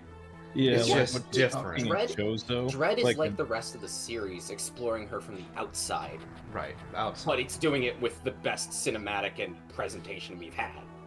Since Other M, yeah. Sorry, didn't mean to interrupt, Alec. It's like when she's speaking Chozo, that really resonated with me. Oh, And I it's love like it so speaking much. it very fluently, and just like, holy crap, she can speak English as established in like Prime 3 and Other M, but just like That kind of caught me off guard, I It thought they'd makes just sense. make them Mhm. all speak English because we can't speak Chozo, Right. She should be able to speak Chozo fluently. She was raised by them. Yeah, and it's like a small detail that just shows like how much the Chozo matter to Samus.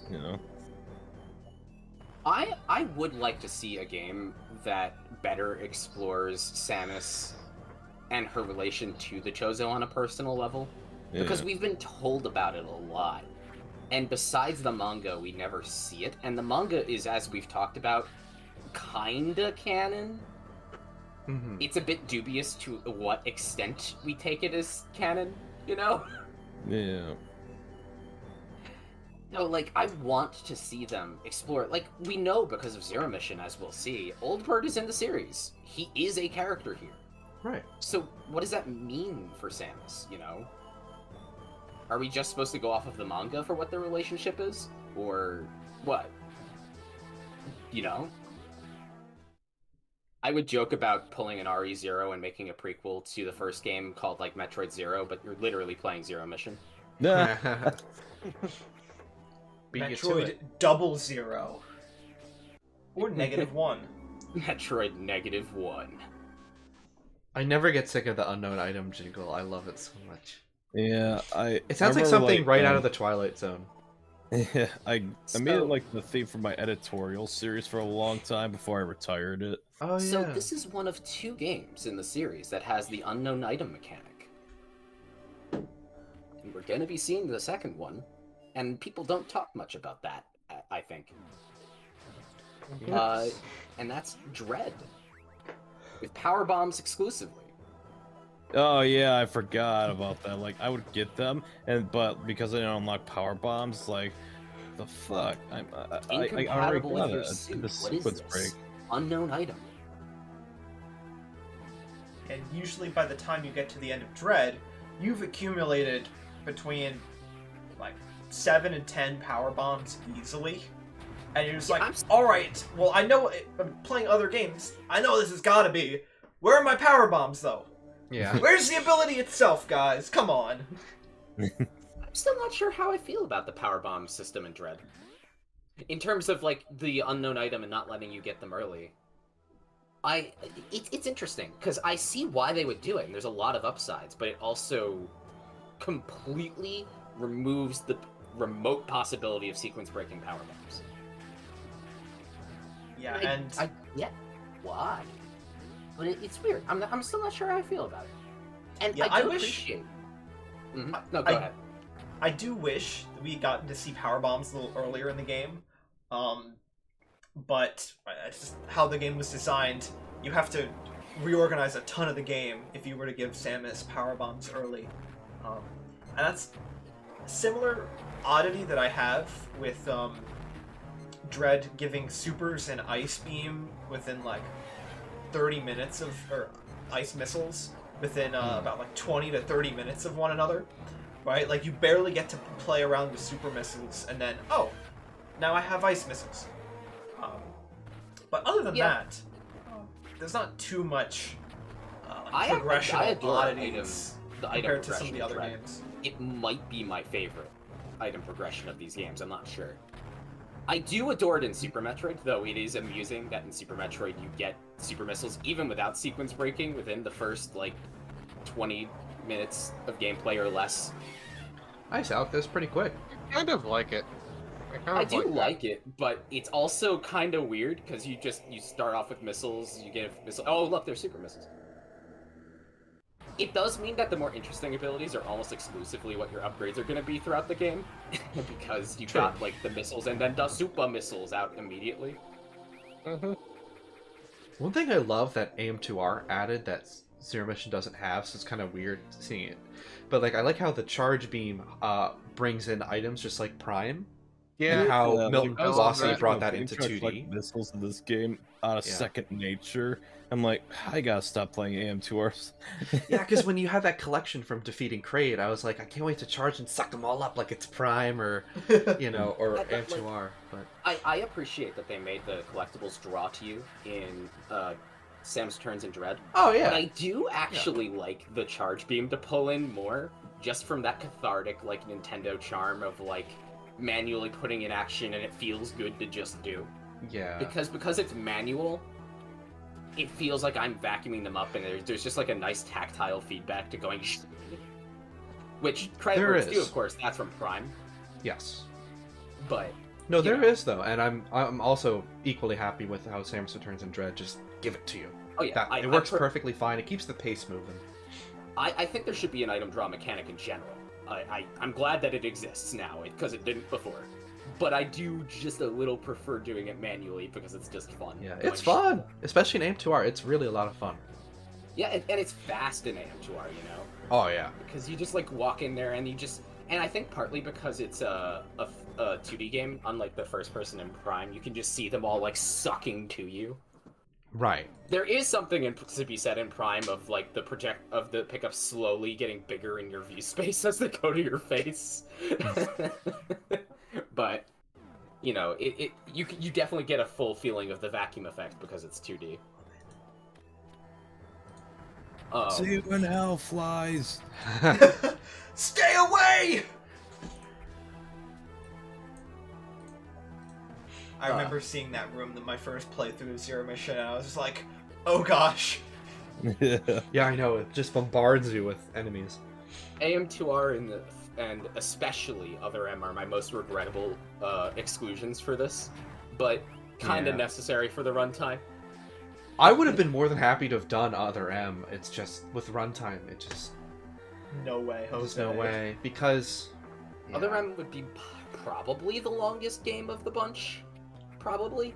Yeah. And I also feel like skipping cutscenes in Other M is kind of a crime. It's like, because like obviously you'd need to, otherwise it'd be obscenely long for what we're trying to do. But then if you do skip all the cutscenes and just do the gameplay, The context kind of just I don't know. doesn't There's exist. just something weird. It's just missing Even something. Fusion works better without that. Yeah. Yeah, weirdly enough.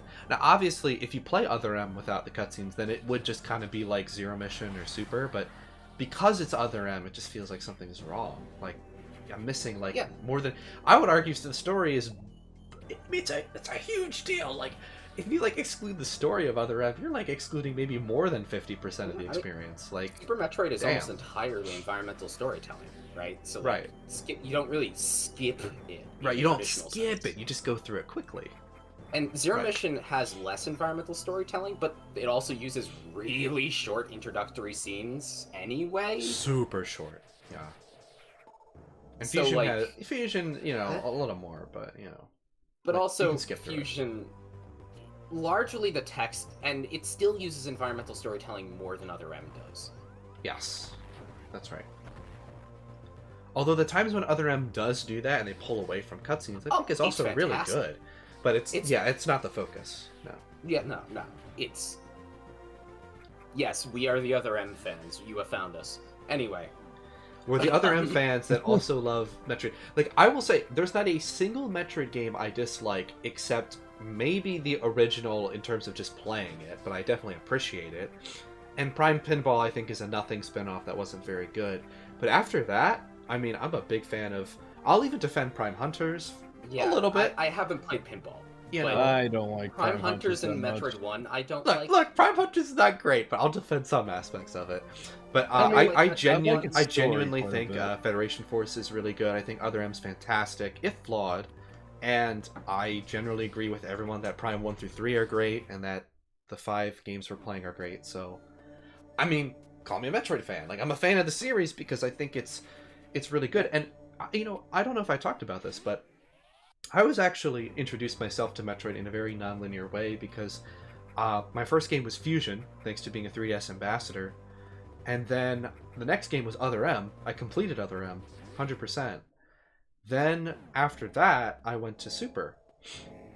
So, and then after that, I went to Prime 1. So I kind of went all over the place, and I ended up just liking all of the types of Metroid games. It took me a while to get Wait, into the Prime games. you went but back- my you first went one was either backwards, Prime 1 actually. or Prime 3 or Metroid 1. One or the other. IKG, Mhm. you went backwards chronologically. You played Fusion, Other M, and then Super. I did. Yeah. Yep. I did that trilogy backwards. Didn't have a full Yeah. understanding of it or anything, but I still maintain that Other M is a poor man's Fusion. Honestly, Because it has virtual reality. When Super Metroid copies Zebus but does its own thing with it, it's okay. But when Other M Other tries to M copy does a it. little bit of Fusion, that's not okay. Why? I don't have a good reason. Just trust me. I know, it's like, since when was it a problem that we built on previous concept, like Super reusing aspects of Metroid 1 to tell a story? That's great. Other M doing that to show where Fusion was going from Super? No. You can't do yeah, that. I Not allowed. definitely don't view it that way, but I've also always been interested in a lot of experimentation with Metroid compared to some people. Yeah. Um, Well, I mean, every fandom has their purists, but I know. Yeah, a lot of know. people didn't like Fusion initially. Like, there's some old forums where you can just find Yeah, this no, type there's- of people. there's- Fusion was like the black sheep for a long time before Other M came. Although it is pretty popular now, though. Now, well, Yeah. now it's gotten reappraisal, but yeah. Yeah, Someone- if you And rightfully go, someone so. in- "Oh, it's so underrated. You're just being a martyr with a martyr complex, you know? It's- Man, if Other M Natural gets a turnaround like that, I'd be so happy. I'd be the first Someone one. Uh, Like, in- unfortunately, I celebrate. don't see it Someone in happening. chat Nah, I don't is see it saying either. only not good ones are possibly the originals, and even then they have reasons to play them. I'm not even thinking about Prime Hunter Soul. Yeah, I'd say so. There is somewhat of a reason to play Metroid 1. I think it's the least so, but there is like a little bit. Although there might be even less of a reason to play the original Metroid 2, honestly, with AM2R out there. yeah, because AM2R is pretty darn faithful. Almost everything I would want about the original Metroid 2 is just there. Right, and if you want something a Like- little more different, then you have Samus Returns. Yeah. Like with Zero Mission, there are a few elements where I think this game deviates a little much from Metroid 1, but I don't even get that with AM2R. So like that is fair. I don't even think there's much reason to go back to original Metroid 2 other than I mean, historicity well, or novelty. Yeah, I was gonna say there is always the novelty, but in terms of a authentic experience, Zero Mission I think is an amazing remake because it's not actually super authentic. Because it makes important changes, but then you could argue that things like the stealth section in Trizodia and all that, the speed booster, gravity beam, like or gravity suit, like yes, of A course lot these of aren't reinventing. these weren't necessary, but they make the game a lot better, I think. Yeah, no, they do. I just think there's Top a of all the couple control areas the game was a improvements. little far in its tonal revision, but that's about it. I think there's always a Aye. place for the originals. Like they should always be preserved, especially Oh, for yeah, historical absolutely. reason. And it is worth playing them out of curiosity. It's just there's a reason I put Metroid 1 in D tier because it's just not that fun to play. That's all. That's Yeah. all. That's all it is. It has aged, it has flaws. It's just not. It's not something I get mad about. I don't go out of my way to play Metroid 1. I don't go out of wish my I way to didn't play have reason Zelda to play 1. Prime I Hunters. hardly go out of my way to play Mario 1. A lot of the firsts of these old franchises, just get surpassed. That's just Yeah, except how you're it wrong works. about Zelda 1, but that's a different discussion. All Another right. one's full. No, I do think that Zelda 1 actually only has one game on the subject that comes close to replicating it, though I don't think it quite comes to replacing it, and that's A Link to the Past. Link to the Past. Yeah, that game actually has a pretty similar structure, but it's not quite the same. I get that. Some of these Metroids. It does remind me of Super Metroid in that regard. Yeah. Hey, IKG, do you still hate A Link to the Past? Or, I mean, not hate, but don't really care for it? I've softened on it, Okay, but well, you're I still need to not- you'd replay still it. rather play anything else. Oh yeah, whenever you get More or around to that, less, I'll yeah. hook you up with the Redux patch. That would be great. Actually, I think I would appreciate the game a lot more if I did that. Yeah. I- Like I'm still not crazy about it, but I'm not as frustrated by A Link to the Past as I used to be. I adore Link to the Past. I still do prefer A Link Between Worlds, but I don't think A Link Between Worlds replaces it, which is I also think some of the beauty of A Link Between Worlds. Yeah. is I you used where to think draw like the nothing line could of top A being Link to the different. Past, but I think Breath of the Wild and like A Link Between Worlds has like pretty much cemented itself as like the dethroning titles. Yeah. Like Ocarina of Time and A Link Between Worlds are the two games most similar to A Link to the Past. Also Zelda 1. But I don't think Ocarina of Time or A Link Between Worlds replaces it. Like Ocarina of Time is structurally the most similar, but it's completely different pacing wise. Yeah. And Hello, Link Between Lazy Worlds Play makes Gamer. important structure changes. Thank you for joining, and I also want to thank everybody for watching. Hello, Lazy Play Gamer. Hi, welcome to the Zelda discussion. Oh, wait. No, it's From We talked Metroid about to Zelda. Star Wars to Zelda to back to In my Metroid. defense, Star Wars is always worth talking I've about. heard a lot of You can people talk say about the it in controls church, feel like you they're can on talk butter. about I it don't know what anywhere. people mean. Honestly. You're not the only one. I think like some of the people in this call would have said that to me before, and I don't know. I don't know what they mean by it feels like it's on butter, and I do know that's hard to describe. Oh, what, Zero Mission? Feels really. No, The Link to the Past. It feels really floaty. I think A Link to the Past, I don't know how to describe it, to be honest, but I do not like how A Link to the Past's movement works. Although I will say it's an objective improvement over Zelda 1. It's just not... I actually might contest that. I think that it might be worse than Zelda 1 in terms of movement. Really? Just simply because I think they tightened the movement in future games, and Zelda 1's movement is more deliberate for its design. Yeah. Oh, okay. I guess I can see that. Oh, you got like when you use the Pegasus shoes and you just know how to use them correctly. It's just like very cathartic, to be honest. People say like it's slippery or floaty, but like you stop on a dime in that game, so I really don't know what it's about. It is a little slow. Yeah, Like, it is also slower slow. It's slower than future 2D games, and I do see that, and I like how much snappier like Link's Awakening onwards is. So like I do prefer the control of the future 2D. Yeah, Zelda even games. the GB or GBC version of Link's Awakening, I find more fun to control than A Link to the Past. To be honest, even if I have less screen real estate.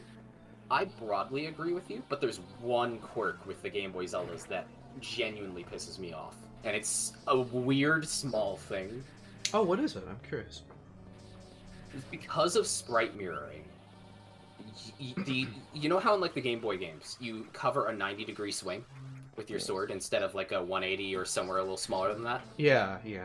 Yeah, you cover a 90-degree angle in like a diagonal quadrant. Up and to the right, up and to the left, down and to the left. But down and to the right is not covered because of sprite mirroring. Right. Because the horizontal swing gets mirrored and covers the same angle as facing directly up. So if there's an enemy down and to the right of you specifically and no other direction, you cannot hit them without either moving or using a spin attack. Hmm. And it bothers me so much. All right, Alec. Time to fight the final boss of the original game. Can you shine spark the barriers? You know something? I don't think so. I don't know if you know about this Katakana bro, or Katakanata bro. Sorry.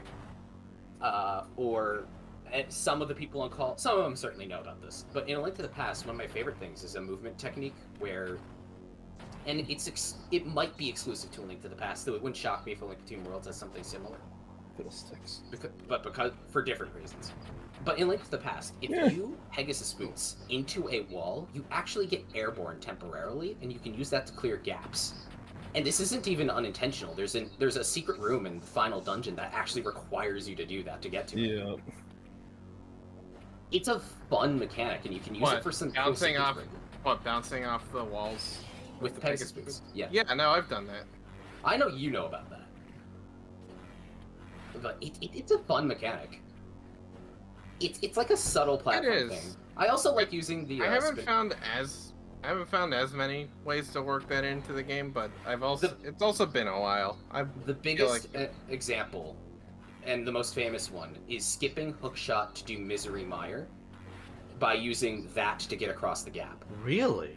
Oh. Yeah. I was not aware of that. Yeah, you can do Misery Mire without hookshot. Wow. Sick. Yeah, fiddlesticks. I forgot how annoying this Mother Brain room was. This Yeah. Mother Brain is annoying. I hate this. I don't hate it as much as other people do, but it is annoying. It's excessive. I think it's excessive. It is. Yeah. I much prefer the Super Metroid version. Well, I mean, That that one's one's the worst boss in the game. Don't get know, used to it me was- saying that. No, I'm like- kidding.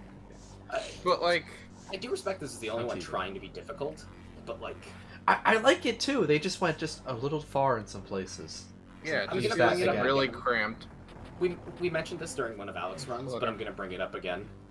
I think that if there's one change they might make, and it might be enough to make this fine, is to just make it so there's no gap between those two tiny platforms and just connect them. Hooray! I was literally just thinking the exact same thing. I was like, it's so horrible because you constantly get knocked into that center platform, into the lava. It wouldn't be so bad if you just got hit. Yeah. I think it might be fine. Mm-hmm. I think you're right. Yeah. I said during one of the practice runs that Nettery from Fusion is like this, but better. Okay, so I get into ROM hacking That's Metroid true. Zero Mission to just pave over the difficulty bumps I don't like. and nothing else, that's it. Just smooth over a few of the difficulty hurdles. And Metroid Zero Mission, absolute. Or forever, or... Kaizo. Whoa, that'd be going the other direction. This already is Kaizo, no platforms. Trying to watch an awesome live stream and doing DoorDash orders is a lot harder than it sounds, Lol. Make sure you're watching the road. Yes, as long as you're They're safe. less important than the road. Yes. This will be here later. You can. I promise. This will be archived. If that Oh helps. god, it's gonna be all day. Oh yeah, the archive might take like 3 years, but it will be up. Oh no. It'll be up pretty much instantly. I'm saying we're going to be here all day. Oh yeah, we'll be here all day. That's right. You're right. The archive will be up instantly. And we'll be getting to more fun Metroid games. Oh! Oh wow! So now this is a I mean, I guess I don't competition. disagree, but I do find it funny that I think possibly one of, if not the only person in the call who would disagree with that statement is not the person playing the game. Yeah, definitely not. Eh. I do find that amusing. It is. Look, man, I like Super Metroid. I'm sorry, I do. I promise. I promise. I know you hate like it. Super Metroid, it's fine. But it's totally a movement thing with you, isn't it? No, it's It not just a actually isn't, movement from what I thing. understand. I actually don't Really? mind Super Metroid's movement. If I just, I don't mind it. Even I don't prefer it. Actually, I do prefer it maybe over Samus Returns, maybe, but no. It's just I know Hareen disagrees with this. The reason Super Metroid is my least favorite of these like really top tier 2D games, is because it doesn't give me something that the other ones do. Like in terms of unique things from like a non-speedrunning perspective, like Zero Mission has the stealth section and the Chizodia stuff. That's like this game's identity. Like I think of that, I think of this. Maybe I could Samus change your Returns has mind a with this billion one. unique mechanics, which Dread also carries over. Dread speaks for itself, like all the things it added, all the You know what story. has a billion unique mechanics Fusion- that aren't carried over in any sequels? I know Super Metroid, but it just I don't know. It's like the vanilla 2D Metroid because it was the first to really perfect and polish what came before. And it set such an important standard, but I just feel like every subsequent game's got something. Like Zero Mission's got the snappy movement and the stealth section and that stuff that I'm like, oh yeah, Zero Mission. You know, I don't know. And Fusion, I mean, top to bottom, I like everything unique about that game, including its story. Other M as well. I think has a lot more have over a unique thing Super, going for it. But maybe I'll convince you on that this stream. I don't know. Maybe. I mean, let me be clear. It's not that I don't actually think that Super has nothing unique to it. I know. It's not an absolute thing. It's just, to me, it just feels the most vanilla out of the bunch of the I understand exceptional why. games. That's just how I feel. I actually feel that way about Zero Mission, despite the stealth segment, because a lot of it feels like just a second Super Metroid. Now that I do understand that, even if I personally disagree. The I stealth can section definitely is see the that. only part of it I feel that notably stands out, and I think there's a lot of things about Super Metroid that stand out. But that's me. Speaking of the stealth section, we just beat Metroid 1, right? All right, guys, yes, get ready for Samus Returns. All right, here we go. Yeah, right? She crashed back on the planet. We're suddenly on SR-388. Don't think about it too much. The first time I saw this happen, I was like, dun, dun, dun. I was really shocked. And didn't know the space pirates had their mothership on SR-388. That's a retcon. Also, Alec, despite your... That wasn't a Dread. Despite some of the mistakes you made earlier, you're pretty much on schedule. So don't worry about it. Alright. Yeah, you're doing good. And I can pretty much breeze through the section. Like, surprisingly, Chizodia I know like the back of my hand, which used to be my problem area, but... Like, we gave you, without the buffer, you had about a real-time 2-hour expectation. Yeah. So, like, That's and, like, awesome. we didn't start the instant it hit 9 o'clock, so, like, and it's not 11 yet. So Since I'll be you're strapped in actually- for Samus Returns, I'm going to take a short break, actually, right now, and I'll come back soon. That's a good idea. And Tommy will as well, I guess. Required to. We'll be back in a bit. Hopefully nothing happens on the tech side to be a problem that neither of us can fix. Alright. He's got Chozodia. So, how's you doing, chat? I'm taking over the stream now. I knew they It's would only just... Super Metroid now, always baby. does that. Get the other shit out of here. I let him do it. You know, maybe. I don't think I will beat my best time, Yeah, because why don't I we just kind rest- of we can use botched the a few restroom. areas, but... That's okay. I'll definitely Well, I I should at don't least get- think most of us are expecting to beat our best times Yeah. on stream. Oh god. What? Okay. Oh, the stream froze for a moment on his video. I saw that too. Oh, my heart almost stopped. Like, wait, I can't do anything about it. Wait, no, don't do this. The instant they walk away, this isn't fair. Oh, fiddlesticks. They need to be able to Okay. take breaks. Don't do this. I'm actually a bit concerned about the Super Metroid segment, and I'm going to bring it up to IKG when it's more relevant. But the Switch has an auto-darkening feature, and because of how we're doing it, it's streaming on his Switch, so if he ever gets up for too long or doesn't do Yeah. controller inputs, the Super Metroid stream will get dark. Yeah. So it could be a good idea for him to just stay at a controller and maybe occasionally do the applause thing, just so that Well, it him and doesn't, Tommy will be darken like the sitting stream. next to each other, so like he will press random buttons while IKG takes a bathroom break, for example. Yeah, it's just something that needs to happen every few minutes. Yeah. Alright. Thanks again for getting these snacks. Also, actually reading the comments again, when you played Dread, you found it harder to go back to Super Metroid, weirdly enough, even if it might be better. Dread is the closest any game has come structurally to being like Super Metroid, in terms of its philosophy to world design and sequence breaking. But it's still very different. I also would... Dread is the game that I could easily best understand someone saying is better than Super Metroid. I understand why people prefer other ones. I think Super Metroid is immaculate in its design. Normie take, I know. But Dread is too. I Don't love... worry. Normies Dread. don't say things like immaculate. They say awesome and other shit. Anyway.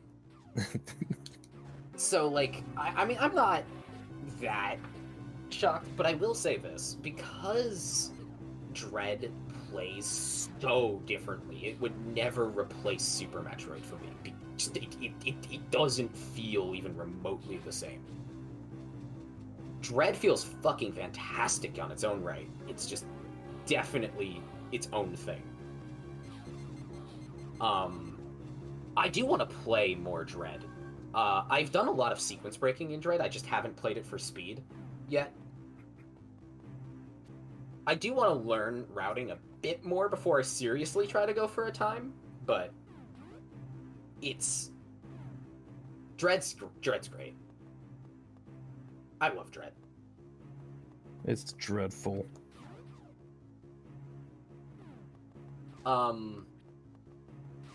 All of these games are actually rather high on my favorite games list. Specifically, Super Metroid Fusion and Dread are all in my top 20, if not top 10. Fusion's not in my top 10. Dread and Super are, that's right. But they're all in my top 20. I love those three games, especially, but even Samus Returns Zero Mission as well. I also adore those games.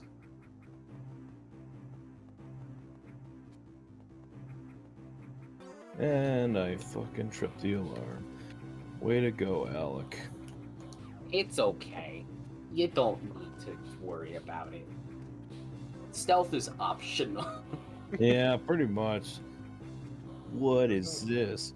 Metroid Gear Solid? I came up with that This isn't myself. MGS5 or anything. You're not gonna literally like die if you get caught.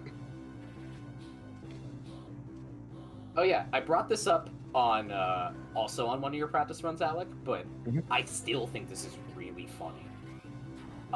So you notice the pirates do a full tank of damage to you in this segment?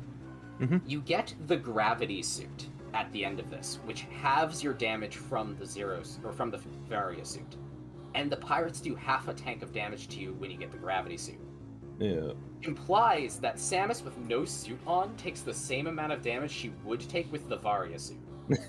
Yeah. In other words, that explains it. I mean, Dread established she's genetically altered to the Chozo's liking, so But does that they mean that the basically base turned her power into suit a makes her suit. weaker? She uses it for the firepower, even though it makes her less durable, which is the opposite of what armor is supposed to do.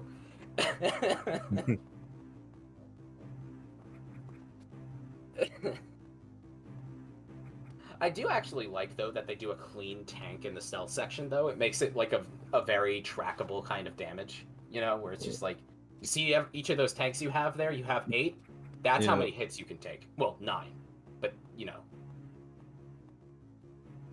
Come Yeah, on, I like that.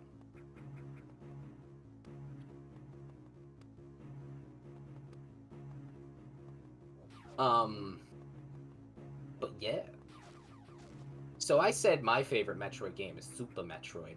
What's your favorite Metroid game? Hunters. I don't believe you. Ball.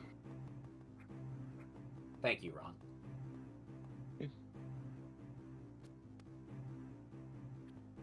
How many people have their favorite Metroid game as the one they're playing? I think it's 3 out of the 5 of us, actually. Yeah. Yeah, that would be right.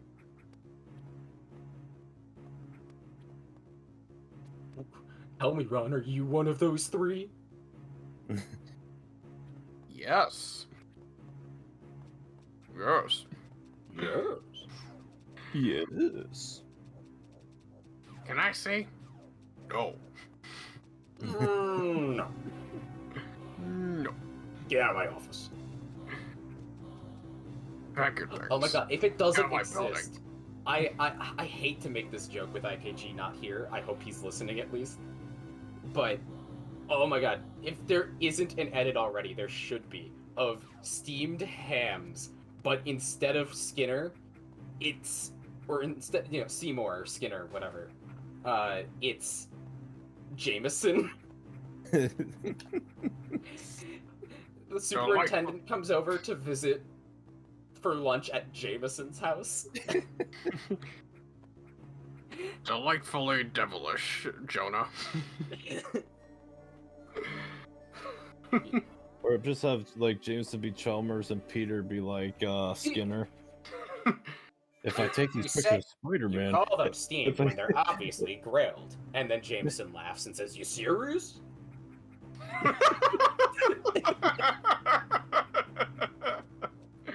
yeah, there's this power bump. Give me. What do you Damn want? it. Raise? Shooting didn't make my problems any better. Get those hams off my desk.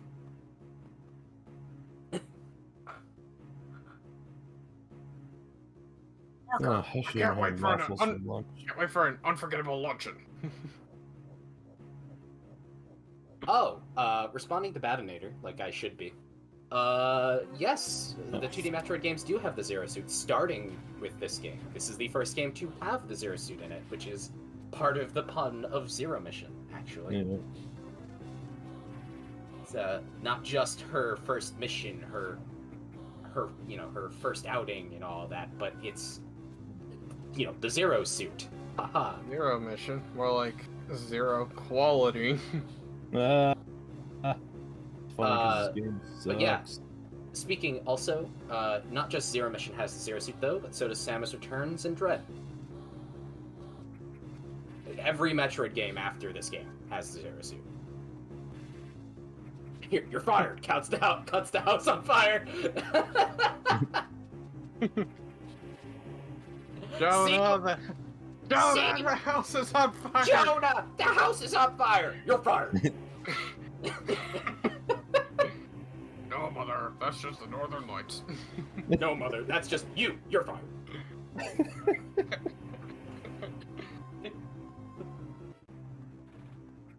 Well, Jonah, you're an odd fellow, but you steam a good ham.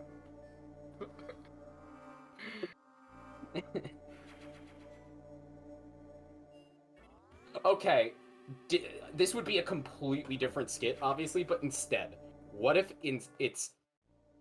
instead of Seymour being Jonah, it's the superintendent is Jonah, and Seymour is Hoffman. Alright, that works. Yeah.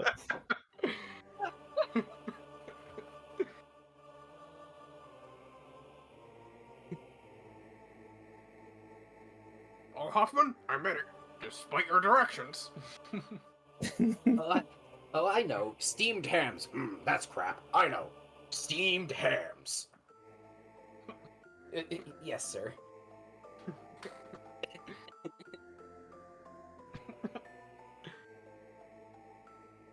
He eats the crusty burgers and he's like, crap, mega crap. $800. Standard freelance fee. Alright, here's the part I either do really good or really terrible at.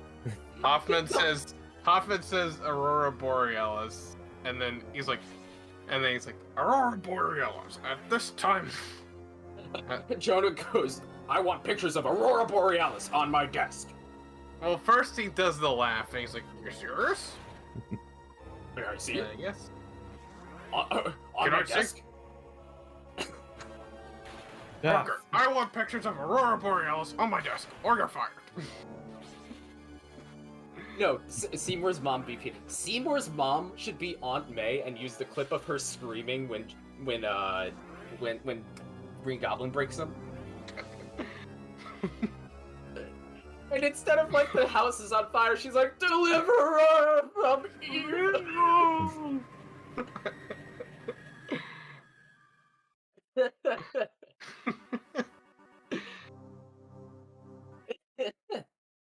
Although we could then have, instead of Hoffman, we could have Peter be Seymour. Alright. That's what I suggested earlier. If I take these pictures of myself and disguise them as Spider-Man, oh, Peter, you devil. It's like Aunt May is just like screaming, and Peter's just like, it's not my problem.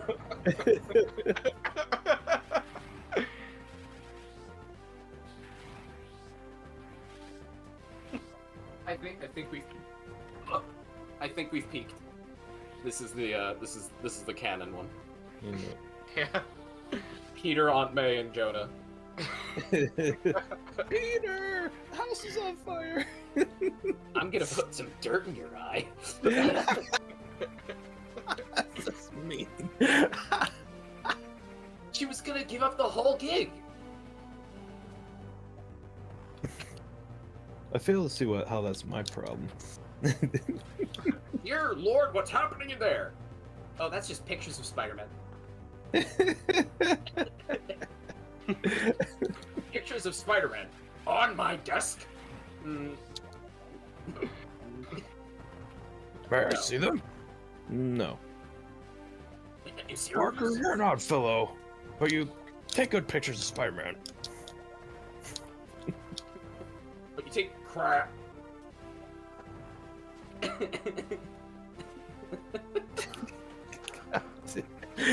IKG leaves and we start making Raimi Spider-Man memes with steamed hams. Terrible friends. Who are we? Why would we do this? I know, this is like, friends don't leave others behind when talk about Super Raimi Spider-Man, you know?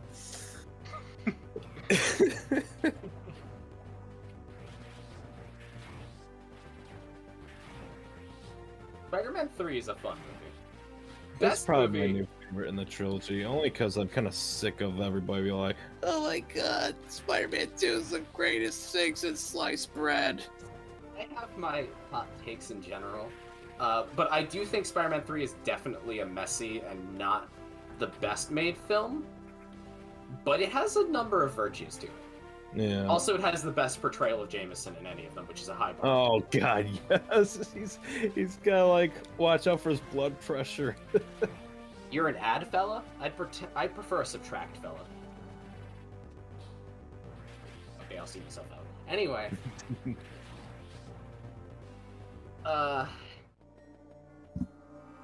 I think Spider-Man 2 has a lot of problems, honestly. I love Spider-Man 2. It's probably still my favorite in the trilogy just because it has the strongest central theming. Yeah. But however, it's like the Peter and Mary Jane subplot really kind of God, knocks it's it down bad. a few pegs. It's bad.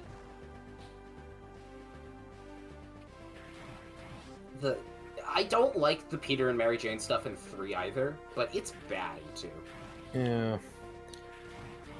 And a lot of people are starting to notice Mary Jane was kind of written to be like Gwen, and then when they actually introduced Gwen, she's like Mary Jane from the comics. Yeah. Spider-Man 1 is the most consistent of them, and sometimes I question if I like it more than 2, but I think I still like 2's peaks more. Yeah. I know some people think 1's the best in the trilogy. I used to be in that camp, but Mary Jane was actually improved in 3 rough. from 2, but I think Mary Jane was at her best in 1, but even then... Oh, definitely. I actually think 1 might be the best. Like, I think 2 and 3... Like, I like 2 and 3 more for their themes, but 1's the most consistent. I love that movie. 1 is the most consistent. I've actually come to really appreciate that movie a lot more. Spider-Man 1 is still a really fun movie that does everything it needs to. I think it has problems, but it's saved by Willem Dafoe. I think he's great in that. I don't think it's saved by Willem Dafoe, but Willem Dafoe is fantastic. I really like that movie, and I have the least problems when watching that of the trilogy. But it's just, I think that Spider-Man 2 has more to say and is more interesting, and Spider-Man 3 would have more to say and be the most interesting. I just think it's the worst executed of the 3. Yeah. I think it has the most potential of them. I really like the way Spider-Man 1 sets up all the characters, though. I think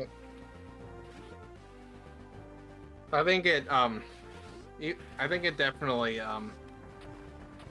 does that really well, and even MJ's probably the best she's been in that movie, writing wise.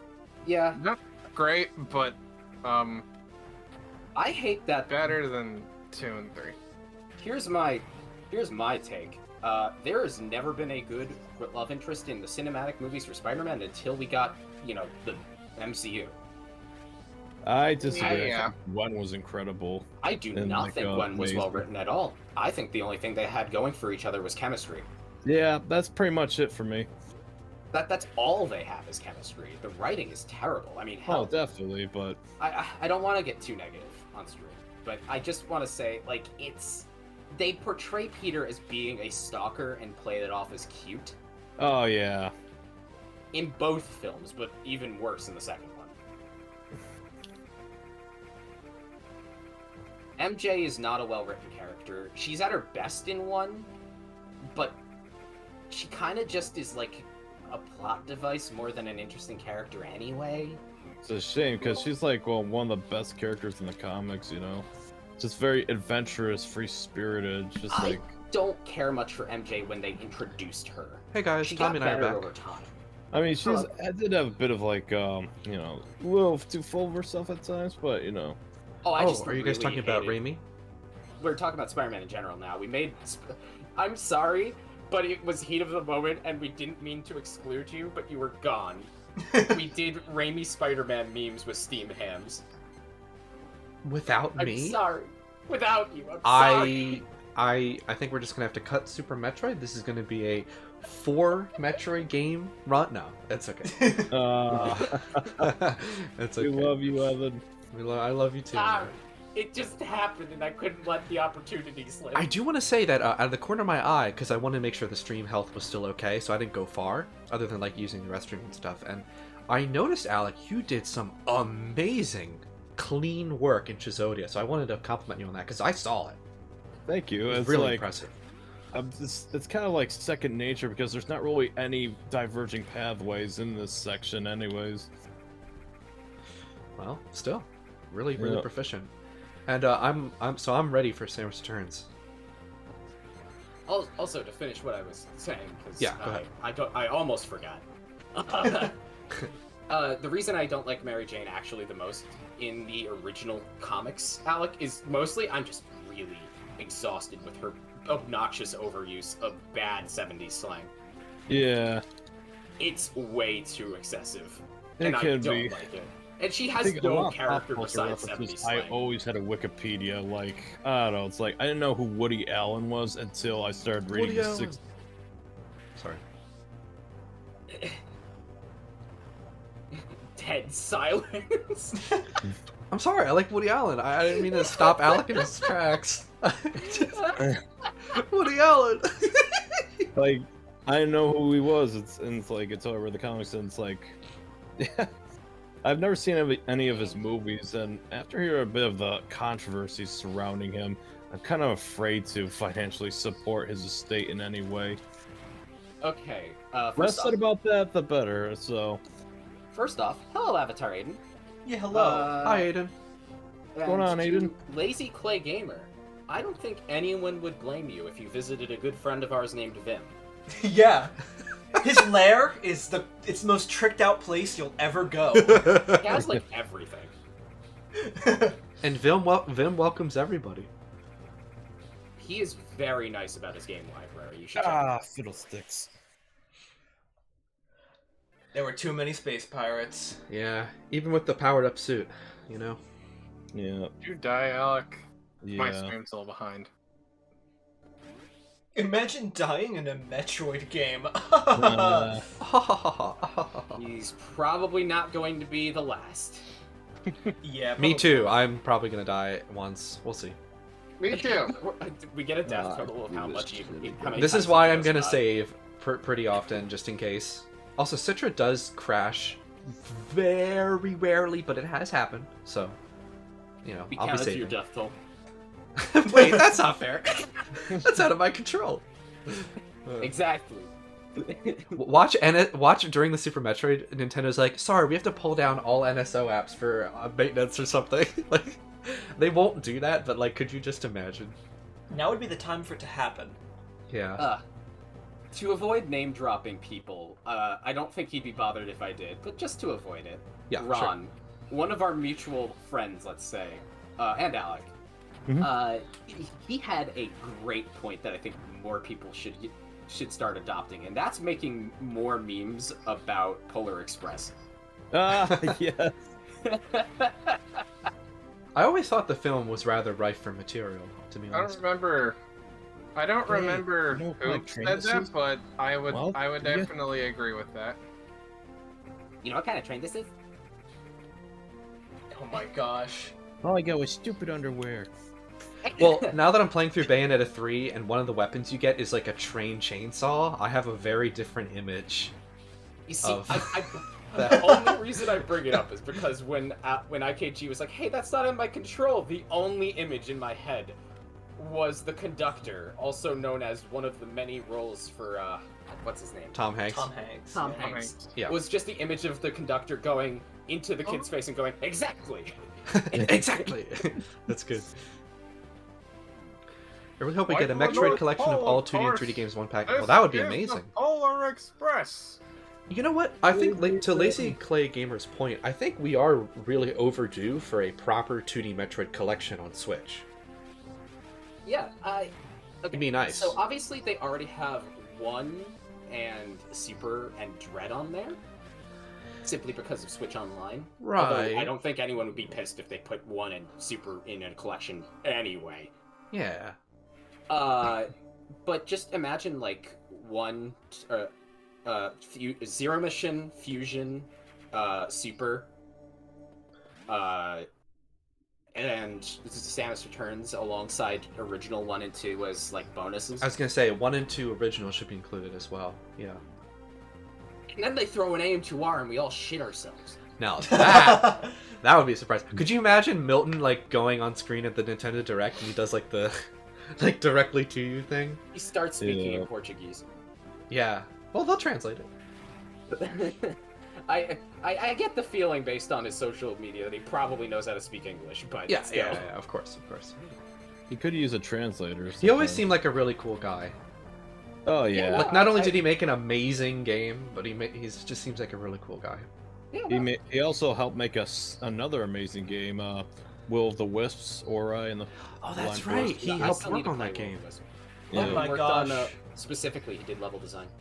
Oh my god, dude. Will of the Wisps is such an awesome game. If you've played Ori, it really is just Ori and the Blind Forest, but we improved on everything that was a problem in the original game. Most notably the combat. The combat in Ori 1 was a bit lackluster, but then the combat system that they introduced in Will of the Wisps is rather complex, and it's like, I mean, there's a lot more there, and it's also really, really fun to use. Also, So it is an amazing sequel. Also, the joke, Ori. It's like Ori 1, but we played Hollow Knight. Yes, it is, right? It's a big joke, but I mean, a lot of the problems with Ori 1 are fixed by implementing a similar system to Hollow Knight. It really is true. It's not just a joke. And it's such a good game. I do need to play both of those games. I started Ori 1, but didn't get very far because there was other games I was playing, and naturally still hadn't played Will of the Wisps because I need to play the first one through. Right. I mean, I suppose you could play the second without too much issue. I would rather. But just yeah, play the first I would not. Like, if you can avoid it, which you can avoid it, I would play them chronologically. Yeah, no, I own the first one anyway, so like, It's just time, right? yeah, I just need to do it. There's a lot of games I need to play, but I've been good about that recently. I've been getting that backlog down, you know. Actually, you've been doing an amazing job with that, Harain. For real. I'm kind of shocked about how many games I've played recently. Are you gonna have to help me find that secret passage? What do you mean secret passage? Okay. no, So it's no. remember, it's the first line on the left on the ceiling. Okay. The first line. You Are can you just skipping space, power bombs? Yep. You can Oh, just cool. space jump. Just try space jumping up toward the ceiling. Alright. Oh, right, it's not a fake that's part of why I think I forget about it. It's not even a breakable block. Yeah. It's Oh, just... nice. That was good, Alec. Thank you. Yeah. Sorry, I didn't mean to talk over. It's just when you said I need help, I was like, oh, like I just realized it in real it's time. okay. Like, it's the first line. It's Woody Allen all over again. Yeah, I definitely agree with Katakana Bro. I did it too. It says I like the second way more than the first Ori. I definitely agree. The first Ori is there's a little bit of the novelty of Ori lost in the second game. Like, particularly its escape sequences are like they're really well done in both games, but in Ori 2, you kind of seen good escape sequences in the first, and that detracts to some people from the experience. Didn't really for me. But the second game really is just, hey, we took Ori, we took all the great parts of it and improved all the parts that needed work. So it's such a great sequel.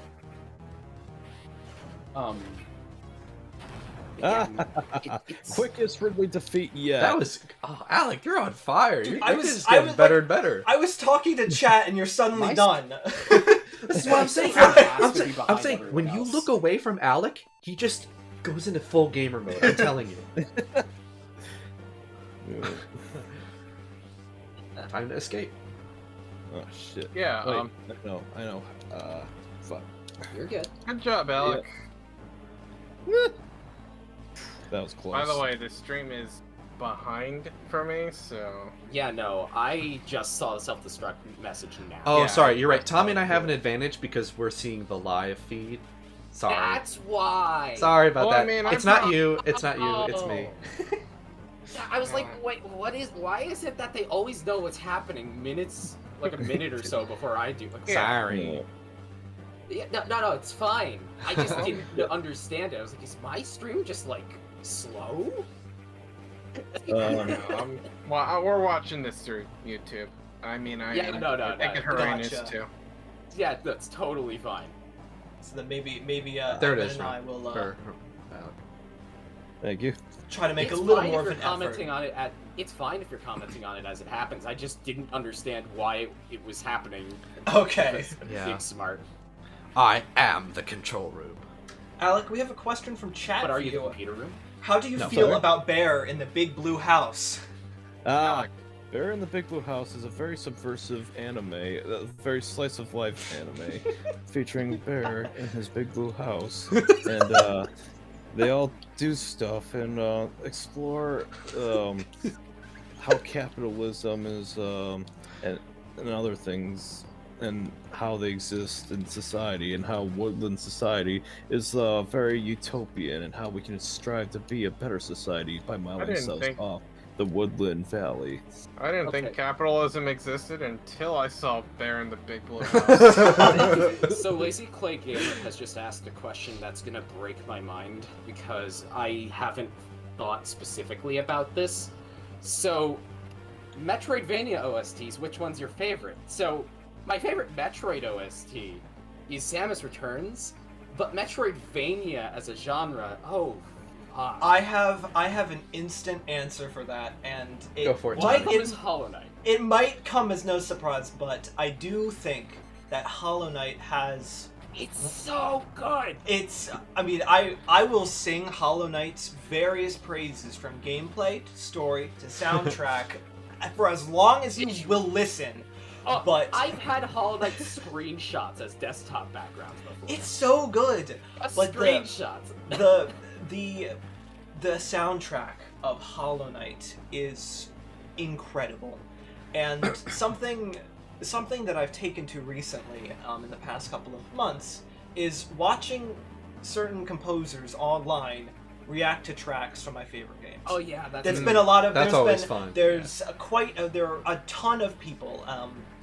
Like I've seen people react to the Calamity mod from Terraria or Hollow Knight. You just went for it, Alec. Oh my god. Talk about confidence. Sorry, Tommy. It's fine. How's he I going did to it. handle the Black Pirate? Just watch. that's fair. Just How's he watch. going to handle the elite Zabesian? Just look at how he handles it. I saw Alec attempt the cheese. Nice. Alec, you just gave no crap. You were just like, I'm gonna stand here until they go down, no matter what. He's just not moving. I also, soundtrack-wise, nice job on the game. Nice. Thank you. Yeah. Soundtrack-wise, I do want to give a shout-out to Symphony of the Night as well, because That's a good holy one. shit. That is a good But- soundtrack. I'm gonna throw in my other personal curveball here. I consider most of the Zelda games Metroidvanias. Yeah, pretty much. Oh, Ooh. I mean, you go into a also makes that hard. Because I love so many Zelda OSTs. Yeah, would you two say of them. the Arkham City is a Metroidvania? I haven't played it, but from what I've heard, maybe. I mean, you Yeah. fully unlock gadgets for ability-based would. progression through an interconnected map. I've heard. The only thing is I don't know the extent of which that works because I haven't played it, and I feel like I would need to play it to feel that out. Hey, do you want me to fast forward to the end? No, you can let it play out. It's okay. Okay. Yeah. I've heard this. For real though, the Let's biggest see it's Metroid, clear time. the biggest Let's Metroidvania judge hot his clear take, time. the biggest Metroidvania hot take out there. Die Hard is not only a Christmas movie, Oh my god. but also a Metroidvania. Really? As John McClane kills more of the terrorists, he unlocks more of the building. Beat that. That's true. you unlock You know, more of the I building can't- using new abilities. Huh. Wow. that's Well- kind of a critical part of the genre. But to bring it back home, Alec, how do you feel about this playthrough? It's my best yet. Like, I checked the map time beforehand. It's like 1:35 I'm expecting. Awesome. Well, Oh. let's see. Also, excuse me, Avatar Aiden. Samus Returns is at least an 8 out of 10. And Die Hard is most definitely a Christmas movie. I'm sorry, if you don't think that, we can't be friends. I'm grateful, Alec, for your practice, your performance, and just your general enthusiasm about this. Thank you. And hey, this is the first time I ever did the thing without the power bomb. So yeah, that was no screw absolutely attack, incredible. No power bomb and no wave beam. I'm very, very impressed. And we'll Yeah. re-upload the stream saying, "Can you beat Metroid Zero Mission without the power bomb?" And then with the other two, it's like the same. Like, can you beat it without the wave beam? And can you beat it without the screw attack? I'll just like re-upload it 3 times with different titles. That sweet ad revenue. All right, guys. Kata Kanata, bro. I love Samus Returns. It's actually a contender for my least favorite of these 5. I do think I prefer it a bit over Zero Mission, but it is good to see people who really like that game. There's not enough of I guess, us out there. Look at that! Woo! 133. Go. That's like 2 minutes better than Ron's, I think. That's awesome. No? Wait, no, Oh. actually, but Okay. that doesn't matter. Well, That's that fine. burst my bubble. But Alec, you're a scrub. Whoa! Ah. He's a Deku scrub. Yep. Deku Scrub has played a lot of this game and has gotten pretty good at it. Yeah. No, Alec, you did an amazing job. Thank you so Yeah, much. You did great. No problem. It was an honor to be a part of this. Well, It's a nice way to kick off the stream. that is it for Metroid Zero Mission, the first of 5 Metroid games we'll be playing today. So we'll be back after a brief intermission. We just need a little bit of time to switch things over to Samus Returns. But Can I stop sharing the screen to the Streamlabs? just a sec. But yeah, again, thank you all. We'll see you in a little bit.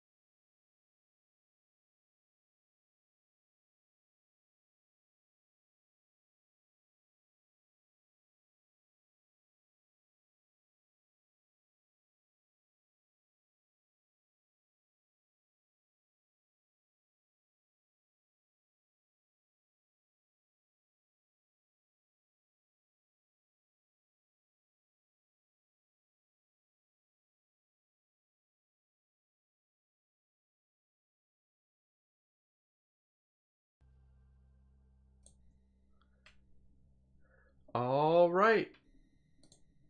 We are back with Metroid Samus Returns. We I'll tweet returned. it out. We Please have do. returned. I won. All right, can you guys see everything? Everything look good? Yep. I think the volume should be okay, but do let me know and I can adjust it. I still just like the idea we had of Samus perching on the bottom screen. Yeah, that was a really good idea of yours. Are you going to do a test? Yeah, I'm pulling Okay. it up. All right, we're just going to wait about a minute or two to make sure everything's good, and then I will begin the Samus Returns playthrough. Thank you, everybody, for being here. And yeah, feel free to tweet it out, share on Reddit, Twitter, all of that. Share with your Metroid friends and fans.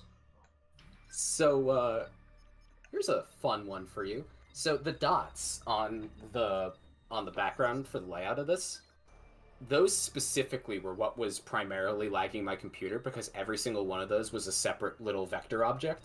Oh, I see. And there's a lot of them. I think it's There almost certainly was a better way to do it, but I was like, fuck it, here I am. Seems alright in the Okay. title. Right, because it might be a little louder in game. Yeah. Okay. Gotcha. Okay. Alec, Hareen, Tommy, you Yep. guys all ready? Yep. Yeah. Okay, We I'm can ready, go. so I'm playing, so here we go. Also, file. yeah, let's address the question right when we went into intermission. Here's another tough question. Which Metroidvania game has your personal favorite story, characters, dialogue, etc.? Story, That characters, one is dialogue? tough. Ooh. That one's tough, but it might be Hollow Knight. That's It hard. might just be Hollow Knight. Fusion is my favorite story of the Metroid games, though. Yeah, Fusion's my Although, personal if we're favorite. counting of that game. Metroidvanias, and I count Zelda, that also includes Ocarina of Time for me. Also kind of sits in there as like a ooh. But then that also includes Skyward Sword, which I think has the best characters and overt storytelling in the series. Oh, which right, I because you're really counting like. Zelda. That's true. And there's also Majora's Mask, which I think has the best NPCs. Oh my god. So, that's a lot right there to unpack with Zelda. And yes, I stand very firm on counting Zelda. Most of them. I absolutely adore this game's soundtrack. I'm going to be praising a lot of things about this game, but that's one thing I have to keep praising. I remember being very pleasantly surprised at the original, like this opening theme, the overworld. Oh, yeah. Yep. Originally, the only part of the soundtrack I was disappointed with when I first played the game was the title theme, because it felt like they removed the unique title theme and replaced it with the generic Metroid one. But then I realized after I beat the game, I didn't sit on the title screen long enough, and it You started have to playing, and I wait was for like, it, yeah. Samus "Oh, Returns there it tricks you is!" with that a lot, actually. It's kind of interesting. There it is. So something I do want to mention to everybody watching is that I'm actually playing this on a console, and I'm using the Switch Pro controller, which means a lot of the things that are mounted or mapped to the touchscreen, I've actually mapped to buttons with help from Hareen. So, yeah, it's a very convenient way to play. I pretty much made it just play as much as you can make Samus Returns play like Dread, more or less. So, Yeah. yeah. Yeah, no. And yes, we are it's totally not too smooth for a 3DS game. What are you talking about? This is the native resolution. This is what it looked like in 2017. Yeah. How does the mixing sound, Tommy? I think the game might be able to be just a tiny bit louder, Okay. but overall it's all right. Got it. Plus, there's in-game options to lower it if it's a bother. It sounds fine. It doesn't need to look pixelated. It's fine. Are you using a texture mod by any chance? Nope. No. Okay. Just some slight upscaling. I do actually think this is one of the 3DS games that looks worse at higher resolutions, actually, because of the lower poly count and blurry textures being a little more obvious in HD. But it still looks nice in HD. Oh, for sure. And I think it would look worse at a low resolution on a big screen. I don't think that would improve it. Yeah, I think they're just gonna have to hear my buttons. I don't know what I can do, but that's fine. It'll be quiet-ish. Hey, just make like a competitive melee scene and get that stick flicking in there, like. It's kind of funny that you. I took that the wrong way. There's Rivals of Aether. That is a very fun game, but there's an incredible modding scene for that game, and Absolutely. there is it's like a 100% Turbo Fox mod. It's just an overpowered melee fox, and they parodied Melee so hard that the mod authors made stick flicking sounds accompany the moves in game. Like, wow. some of his attack animations and stuff will play the stick sound effect depending on what he's doing. But like that's how big a thing that is. It's so funny. Yeah, no, it's a funny meme. People know. I do really like the sound of the GameCube stick click, though. It's satisfying. Oh, it's really good. GameCube controller, one of my absolute favorite controllers, and it was my favorite controller for the longest time. So I do want to talk more about Samus Returns since we are starting this out. Yeah, how do you guys feel about like killing the Metroids and how that was implemented in this game? I personally think it was probably handled a little better than even AM2R, which, you know, the Alpha Metroids kind of got repetitive, but here they kind of feel like, you know, actual boss encounters instead of just spam fests. You actually kind of got one of the hot points between different camps of myself and like Friday versus like IKG and Ron. Yeah, so let's talk about that. Let's talk about that then. So for me, I really enjoy the way that the Metroid fights are handled in this game. So we have to kill all of the Metroids on SR388, and I like that they're more substantial than what was in the original game and even AM2R. They're more like these miniature boss fights, but there's a lot of different tactics you can use to beat them more effectively. But they still are all very involved. And I really like how they work. But I know some others have other preferences. It's like, if you're going to make this like a recurring mini boss, then please change the conditions constantly. And I think this game handles this like the best, you know? Right, the environment changes, their attacks, their shields, all of that changes. That is where I don't agree. Well, tell them what you think. So, I personally feel with this game that the Metroids are such a common enemy type, given the whole goal of the game is to hunt them, that I don't like how complex they made mostly the weaker ones. I'm totally good with it, with the Zetas and Omegas, especially the Omegas, because they are not only far less common, but they are supposed to be special, and I'm really cool with them being played up like actual bosses. But when it comes to the Gammas and the Alphas, you can kill them relatively quickly, but I do not like the way they have the scripting and more meandering style of gameplay associated with a boss fight, given how much you fight them and how repetitive that gets. And I don't think the arenas get nearly diverse enough to best encapsulate that. I respect that, but I will say, as the person who's been practicing this game a lot, I am still not tired of the Metroid fights. I'm still not. Like, even this playthrough, I'm gonna have fun. I've probably fought over 300 Metroids in Samus Returns alone, and I'm still not annoyed with it. But in AM2R, I'm definitely sick of it. I'm sick of it after 2 playthroughs. In AM2R, I prefer their approach, especially for the weaker Metroid types, because they treat them more like normal enemies that are just a little bit special. Yeah. That you can go in, kill, and keep going. And instead, they add a lot more unique boss fights to the game. There's also just generally more room variance in AM2R than there is in Samus Returns. Samus Returns has a lot... Almost every Metroid fight is in a box, and they do put some slightly different terrain layouts in there, but that's about it. AM2R much more frequently plops Metroids into environments and makes them Yeah, and does more dynamic things with them, like them popping out of an area or doing this. I like that a lot. Mm-hmm. And I like the feeling of getting cool boss fights is handed to me by other things. The Metroids are a creature to hunt, while the bosses are huge hazards that get in the way in between there. I do think that Samus Returns handles the higher level Metroids better, though. Although I do prefer the Metroid Queen fight a little bit in AM2R, personally. Something I really enjoy about Samus Returns is that they added this feature that lets you aim in 360 degrees, like this. And I really, really enjoy that. Now, you can't do it on the move, but you can in Dread, which is really cool. But still, I think it adds a lot to the skill ceiling, and also making the skill floor lower as well. I really think it does a great job of that.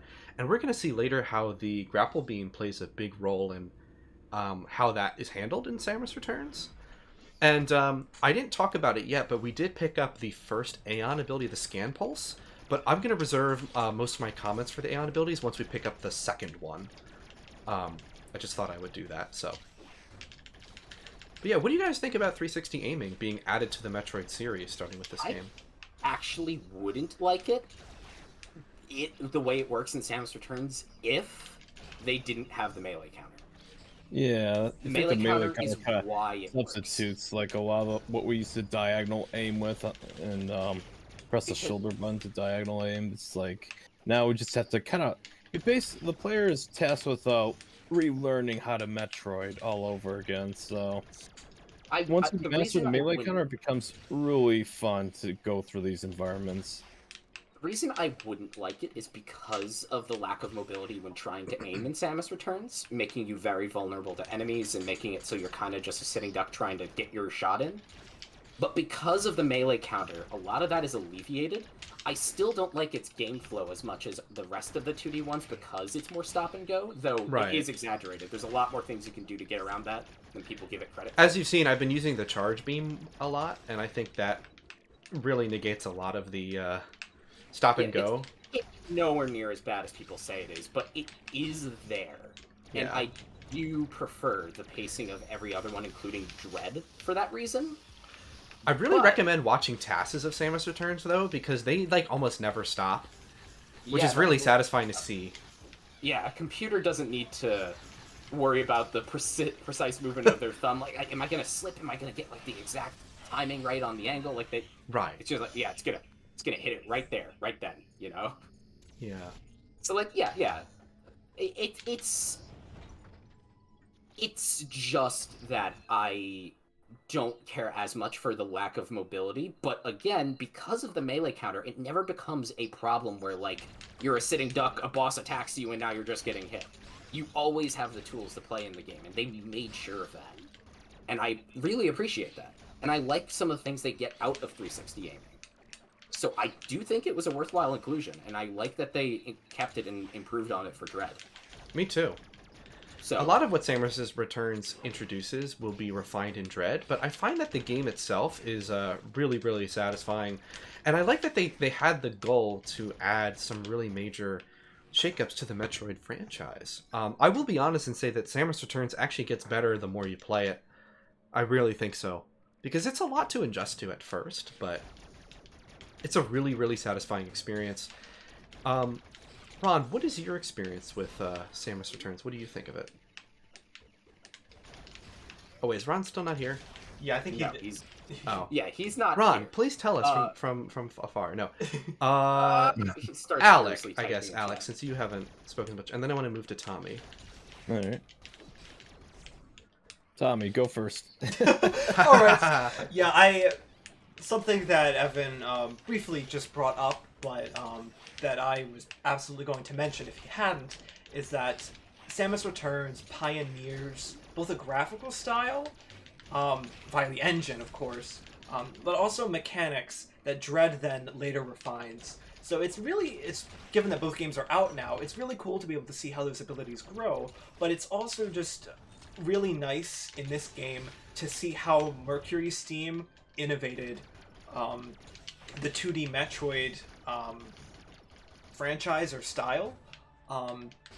to make a really interesting game, because compare this game to, like, chronologically compared to all of the other 2D Metroid games, and it's a rather large diversion from the way that the series, like the gameplay a little bit, and also, you know, the visual style, how things had been in the past. So this is a rather ambitious game in that regard, and I like a lot of the mechanics that it adds, like the 360 aiming and also the melee counters, even though both of them are admittedly a bit clunky in this game. Yeah, they are. They are. It's true. Yeah, they're like it's mostly just the fact that you have to stop your movement in order to use them, which then, I mean, Mercury Steam then realizes, and they go on to fix it in Dread. But without that, they're really cool mechanics that I feel absolutely have a place in the Metroid franchise, and that's not even to talk about the Aeon abilities, which themselves are so different from anything else, really, that, you know, Metroid had even thought about in the past, and it's really cool to see them. Yeah, and I'd also like to say that I don't agree with some of people's common take on this game, where, like, I totally agree that Dread absolutely took so many of this game's ideas and ran with them and improved them, like everyone does, and I brought it up myself. But I don't really think that it's a case where Samus Returns brought in a mechanic, it was kind of rough and not that good, and then Dread fixed it. I think it's fun in this game. Yeah. It's better in Dread. It is. It is. But people might overlook how great Samus Returns really is as a Metroid game, honestly. And I do want to talk about the game flow. So my experience with Samus Returns was I always liked it, but thought it was a bit slow, a bit clunky, but, you know, I liked it. But the thing about this game is it really does get better the more you play it. And I found that a lot of its restrictive movement can be alleviated with really good play.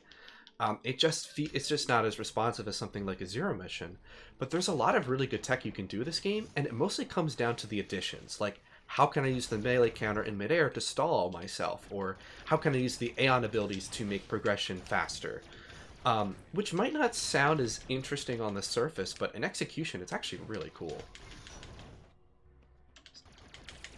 So now we just got the Ice Beam, and the Ice Beam in Samus Returns also works quite differently. So I mapped this to the right stick. It would normally be on the touchscreen. And you can actually swap between your normal beam and the Ice Beam, which has a lot of ramifications in terms of how it's used for puzzle solving. I know, Harain, you have some interesting takes about the Ice Beam in this game. Do you want to talk about that? Oh my god. He's like, yes, please do. So, like, I always have had an interesting relationship with the Ice Beam in the 2D Metroid games, where I really like the ability, and I like what it does for platforming, for combat, etc. But it also makes killing enemies, just normal, regular enemies, take twice as long as soon as you get it. Because what used to take one hit to kill now takes two, because you freeze enemy and then you have to shoot him again. Right. And that always bothered me. And each game had varying degrees of frustration with this, where, like, I didn't have the problem in Fusion because it had the ice missiles, and that's different. The problem was in Super Metroid, but the game lets you turn off the Ice Beam, and sometimes I do. Sometimes it takes too long to kill something in a certain situation, so I just turn it off.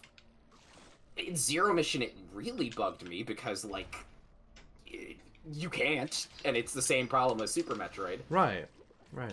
And, like, in AM2R, as satisfying as the Ice Beam is, the fact that it's no longer used for the puzzle-solving thing kind of just makes it, like, miss why I enjoy it. It's fun to use, and I love the cathartic shatter in AM2R, but, like, it's not a puzzle tool anymore. Right. And that's kind of part of what I really like about it. Samus Returns, making it a separate equip slot, solves literally all of my problems, and makes it so I don't have to navigate menus like I do in Super Metroid just to turn it off. I don't know why, but for some reason it reminds me of how the Ice Beam is handled in Prime. I don't really know why, but... I mean, it's the same idea of swapping beam type when you want to use it. I guess that's it. I guess it's not really anything deeper than that, but... It's also It also kind of makes the ice beam into missile combo more of a thing, but that actually is also a thing in AM2R. It's just harder to do that because the game gives it to you right at the end. Right.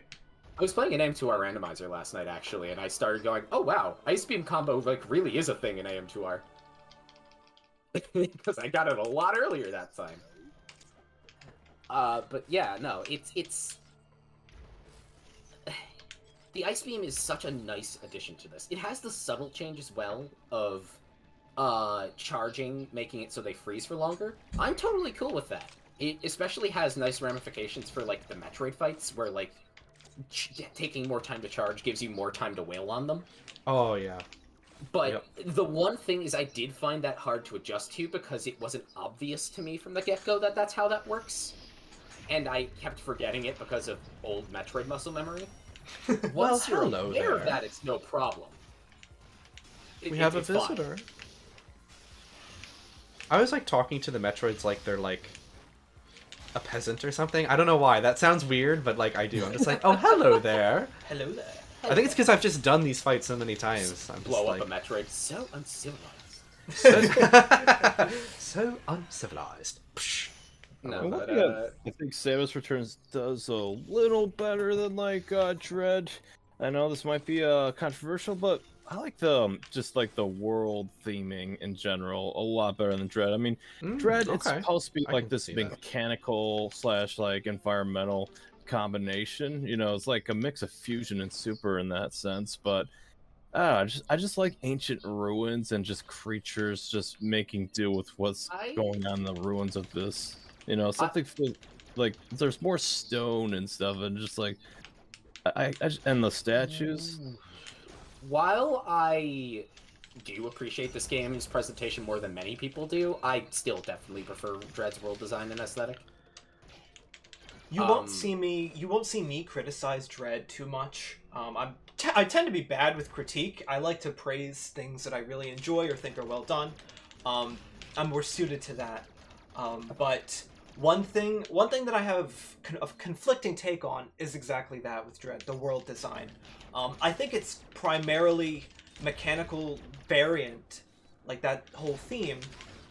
It looks very nice in how Dread executed it. Mm-hmm. But there are definitely times where I take a look at some other Metroid games and I'm like, I do sometimes think that it would be nice to have a greater visual disparity or difference between certain areas. I always felt there was plenty myself. Yeah, right there. It's. I said it was conflicting, and I do think for myself it's conflicting. There are times where I will. It's like where I feel it's perfectly fine, but then also a part of me wishes, in some cases, it had dropped the mechanical theme just a little more, to lay into some of the more nature or cavern or whatever you say. I actually share that take with Tommy, and I would go as far to say that Samus Returns has some of my favorite environments in the series. I mean, Dread too, but just it's different. Yeah. For me, I want to compliment this game and Mercury Steam's designers and artists for hiding things. Like, you probably just missed it, but the Metroid I'm about to fight literally just flew past us in the background and just headed to the room where I'm going now. And there's so many details in the background of this game that no other 2D game has really captured before. And Dread just paved that forward.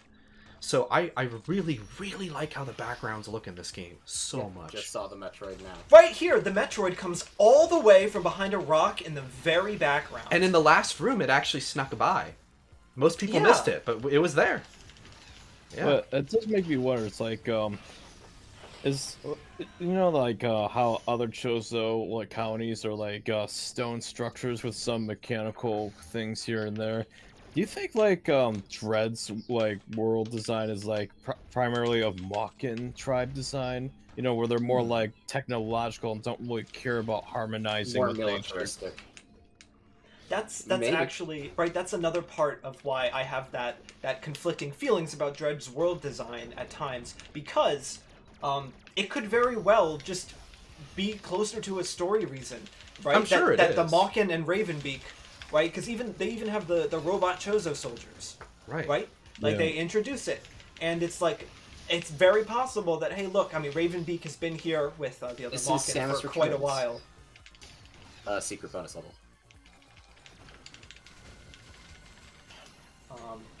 But yeah, that the Mockin tribe potentially just taking that to the next level could explain Dread's heavy focus on that. So it is an interesting thought to consider how the different tribes of Chozo build, or their architectural differences. Yeah, I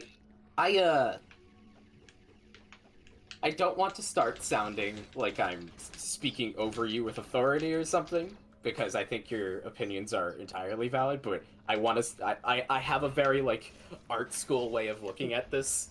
So I start, like, talking about this, like, Alec. oh, like, they, you know, they like, use this kind of, like, a color presentation, like, so I just don't want to sound like I'm, you know, trying to one-up you or anything. Yeah. To be clear. But I adore Dread's presentation and everything it does with its world design and its aesthetic. Like, one of the things I love is that Dread has a very monochromatic palette for each area, where, like, it always has this universal theme of a highlight of lights and darks, and then every area has, like, a primary highlight color. There's a couple of colors. That's true. But they incorporate for small gameplay purposes, usually, like blue for, like, the grabbable surfaces. But outside of those, most areas are dominated by just one color. And every area has this super striking and imposing feeling because of it. It's already imposing with the high contrast with the blacks versus the whites, and just, like, the woo. It's visually strong and striking and hits you, and it already has this geometric shapes with the artificial background. Oh God. that could have been Also, really like, bad.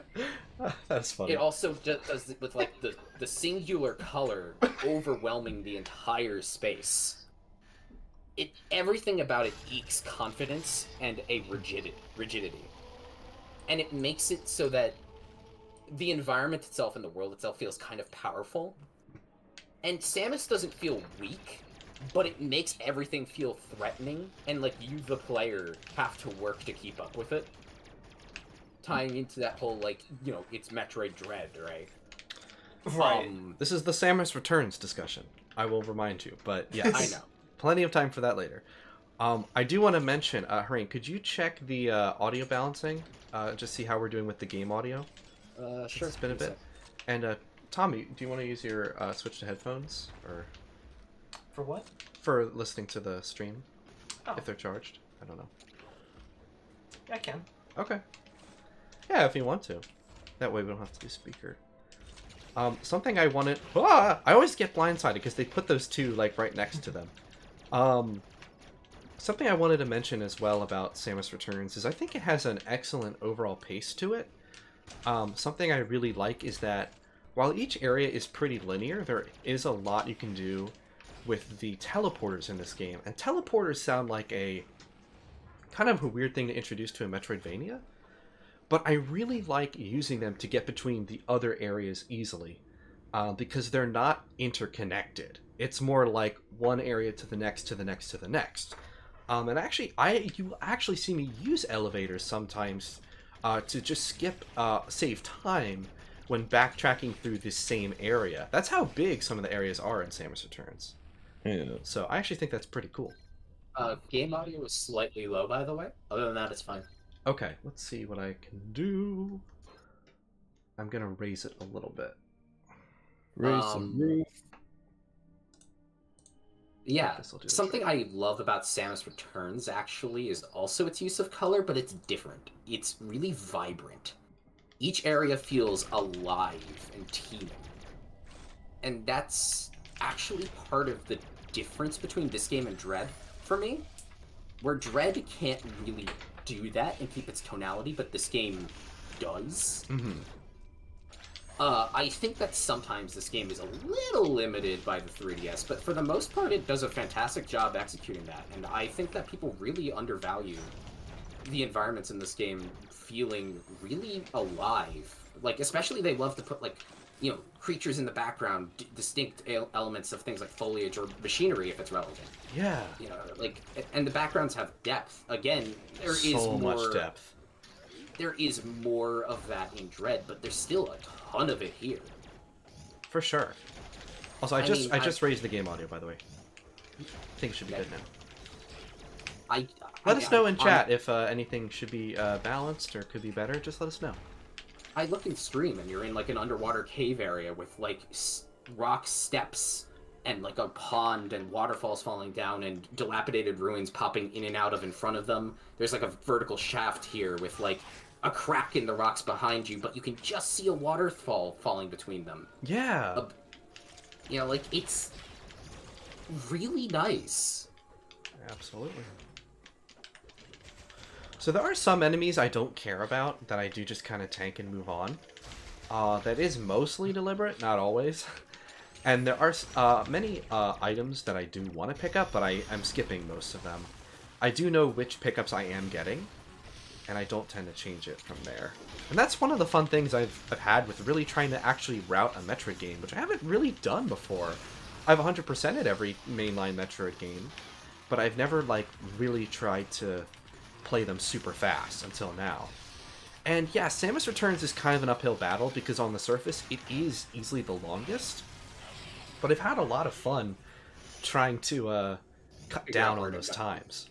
So every Metroid game has an element when you're trying to get it faster of routing and deciding which pickups you're getting and which ones you're skipping. I certainly have that constant battle with Super Metroid of deciding how good am I and how much can I handle cutting out this or that. Right. But with the sheer challenge and the boss design mentality of this game, that becomes like a really baked in part of it. It's tough. You don't want to feel too unequipped, It's simultaneously harder than a game like Super Metroid, but it's also less based around the mentality of outlasting your opponent in terms of boss battles, where you much more reasonably can just dodge attacks in this game, right? Yes, that is true. So, it becomes a direct skill trade of, this game will kill you, you will feel like you want that extra health, but it's also 100% reasonable to basically just never take damage. Pretty much, yeah. I have beaten every boss fight in this game at one point without taking any damage. So I can speak to that. It really makes that such a dramatic interpretation of that kind of philosophy of just how little resource can I get away with, because when it comes to something like energy tanks, an honest-to-God answer could just be, I don't need any energy tanks. Hello Fusion mode in Samus Returns, more or less. That's what it feels like anyway. Or Dread mode. Hello, Dread mode! And that's literally Dread mode, yeah. Just don't get hit.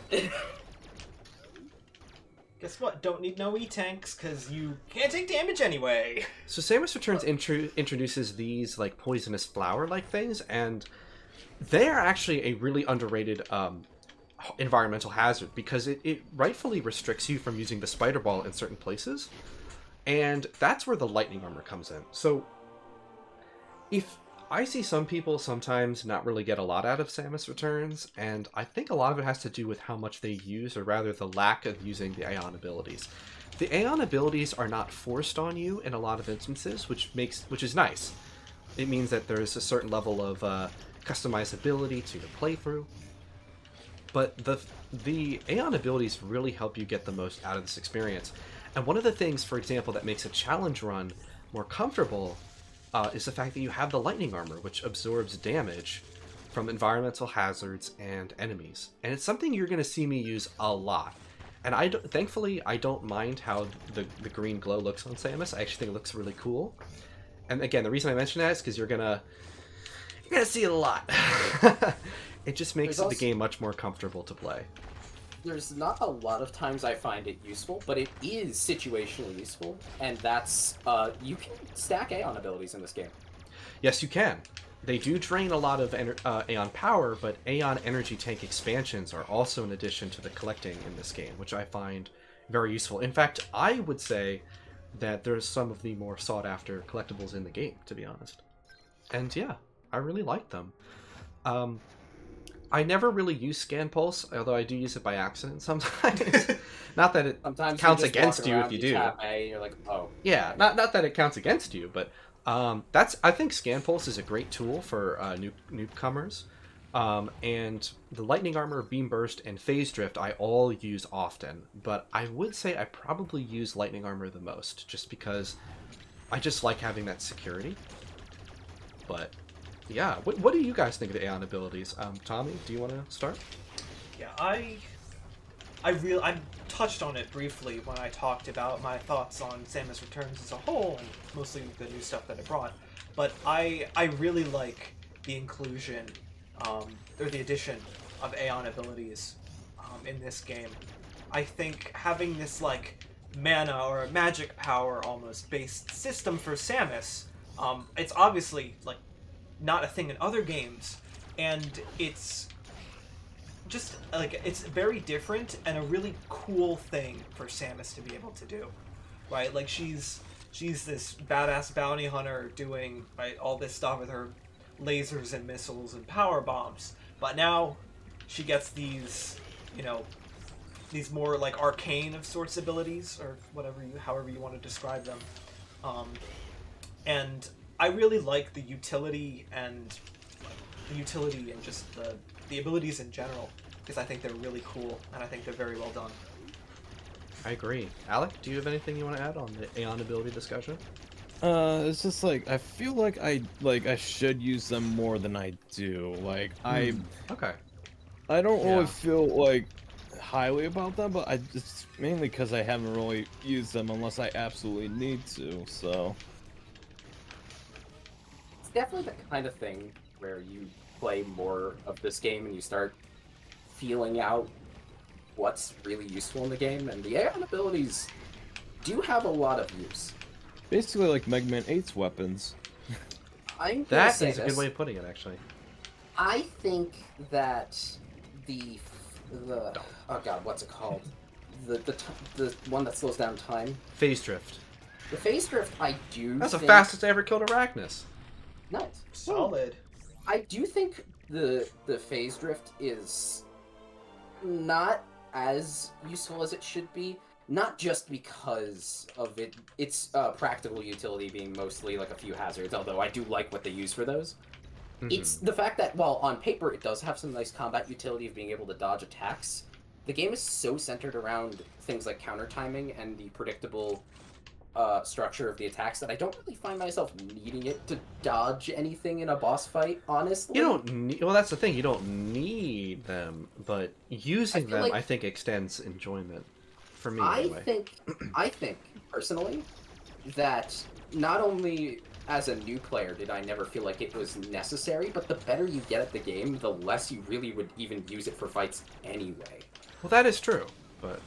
And I'd rather use that Aeon energy in a boss fight for either the lightning armor or the beam pulse or Beam burst. Beam burst, right? Like That radar that like shows where the blocks are, like that's one of the Aeon abilities, right? Yeah, scan Yeah. pulse. Yep. I used that quite a bit on my first playthrough. Not so much on the following ones. It's basically the X-ray visor of this game. Right. I think that it's a little too strong, because it just shows you a massive amount of map tiles around you for very little cost. And I don't think it should do that, but I'm totally fine with the revealing tiles thing, and that's basically what they did in Dread with its equivalent of the ability. Right. I haven't gotten Scan Pulse and Dread in so long. I don't What get do they the even X-ray call visor it in in Super Dread? I Metroid. forget what it's called. What is it? The See, you guys are rusty on the Samus Returns terms. I'm super rusty on the Dread terms. I don't remember what that ability is called in Samus Returns. I'm pretty rusty Alright, on right, both. Scan pulse. No, and It's Dread, a- I meant. Oh. It's yeah, the I don't Scan Pulse in Dread as well. know. Is I it don't really think called it has that? the same name. I thought it was a No? different name. You sure? I'm pretty sure it has a different name. Yeah, I'm pretty sure it has a different name too, Tommy. Ah. No. Alright, well, I will look it up. I swear it's the Scan Pulse in Dread as well. Pulse radar. Pulse Oh, it radar. is. Okay. Okay. Hey guys, this is another thing nice about Samus Returns. Checkpoints. first game in the series to do it besides the actual first game to do it, which was Other M. True. People forget about that one. Other M's not canon. Even Except though it the is. concept there of Dread says otherwise. Anything going on in the chat that we should check out? The last thing that happened was a few minutes ago, where Lazy Clay Glamour was saying that, or actually it was a conversation between two people, starting with, or no, Lazy Clay Gamer said it. Anyway, sorry. Lazy Clay Gamer was talking about how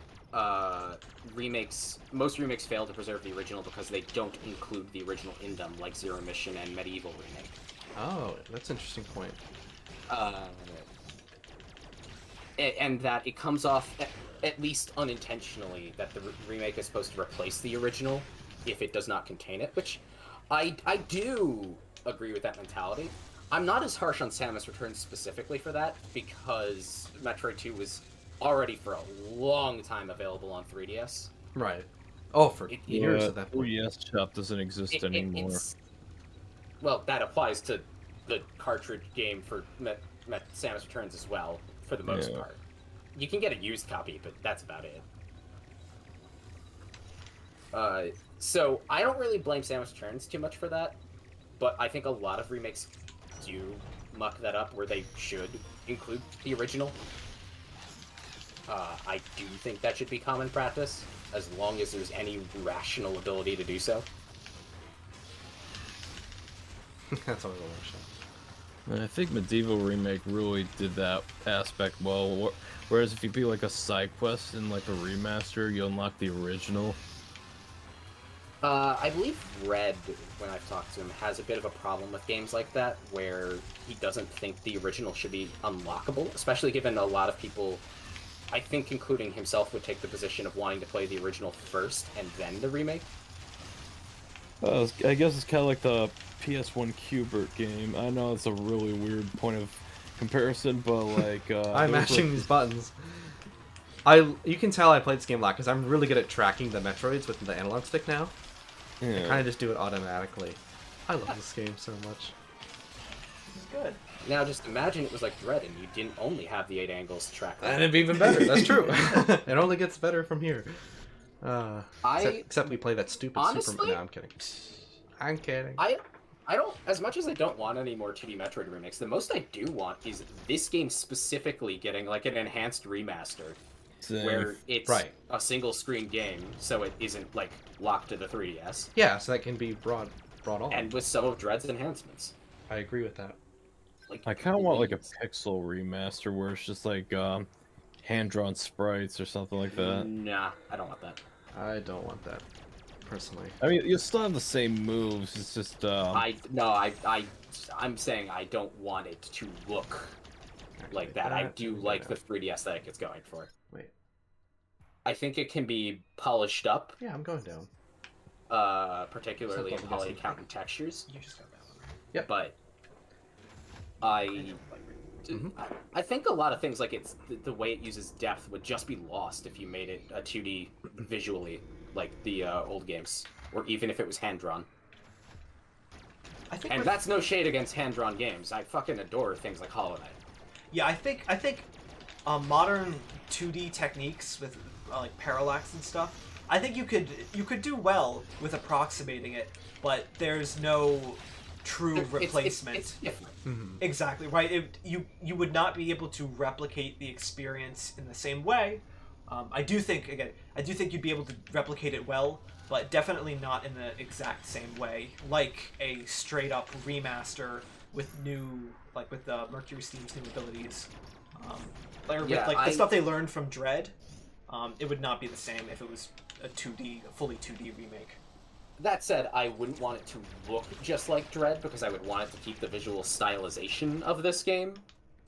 But Dread is a lot closer to what I would want out of a Samus Returns remake than something that's a stylized 2D game. And now, the transformation. One of two. So what do we think about this design? What, you just got the Varia suit, I'm guessing? Yeah. Yeah, because it's my end. I haven't seen it yet. They are but, delayed, right? You know what's in area 2. But I mean, I love the gravity suit and I love the Varia suit in this game. Part of what I love about the gravity suit specifically, though, is that it's different from the Varia suit, unlike the games before it. Right. Do you want to talk about that? Like, in every shooty Metroid game before this one, the gravity suit is just the Varia suit, but purple. And it does look good, but, like, you know, you don't really get that, like, oh my god, it's a new suit feeling. It's just a But they different color. did do that here. And it does mean the Varia suit does stand out on its own as well, where, like, it's a unique suit. And it looks great. It's what they branded the entire game with. I really like it. I like the gravity suit more, but, like, no, this is a great looking suit. And again, holy shit, the massive shoulder pads. Yeah.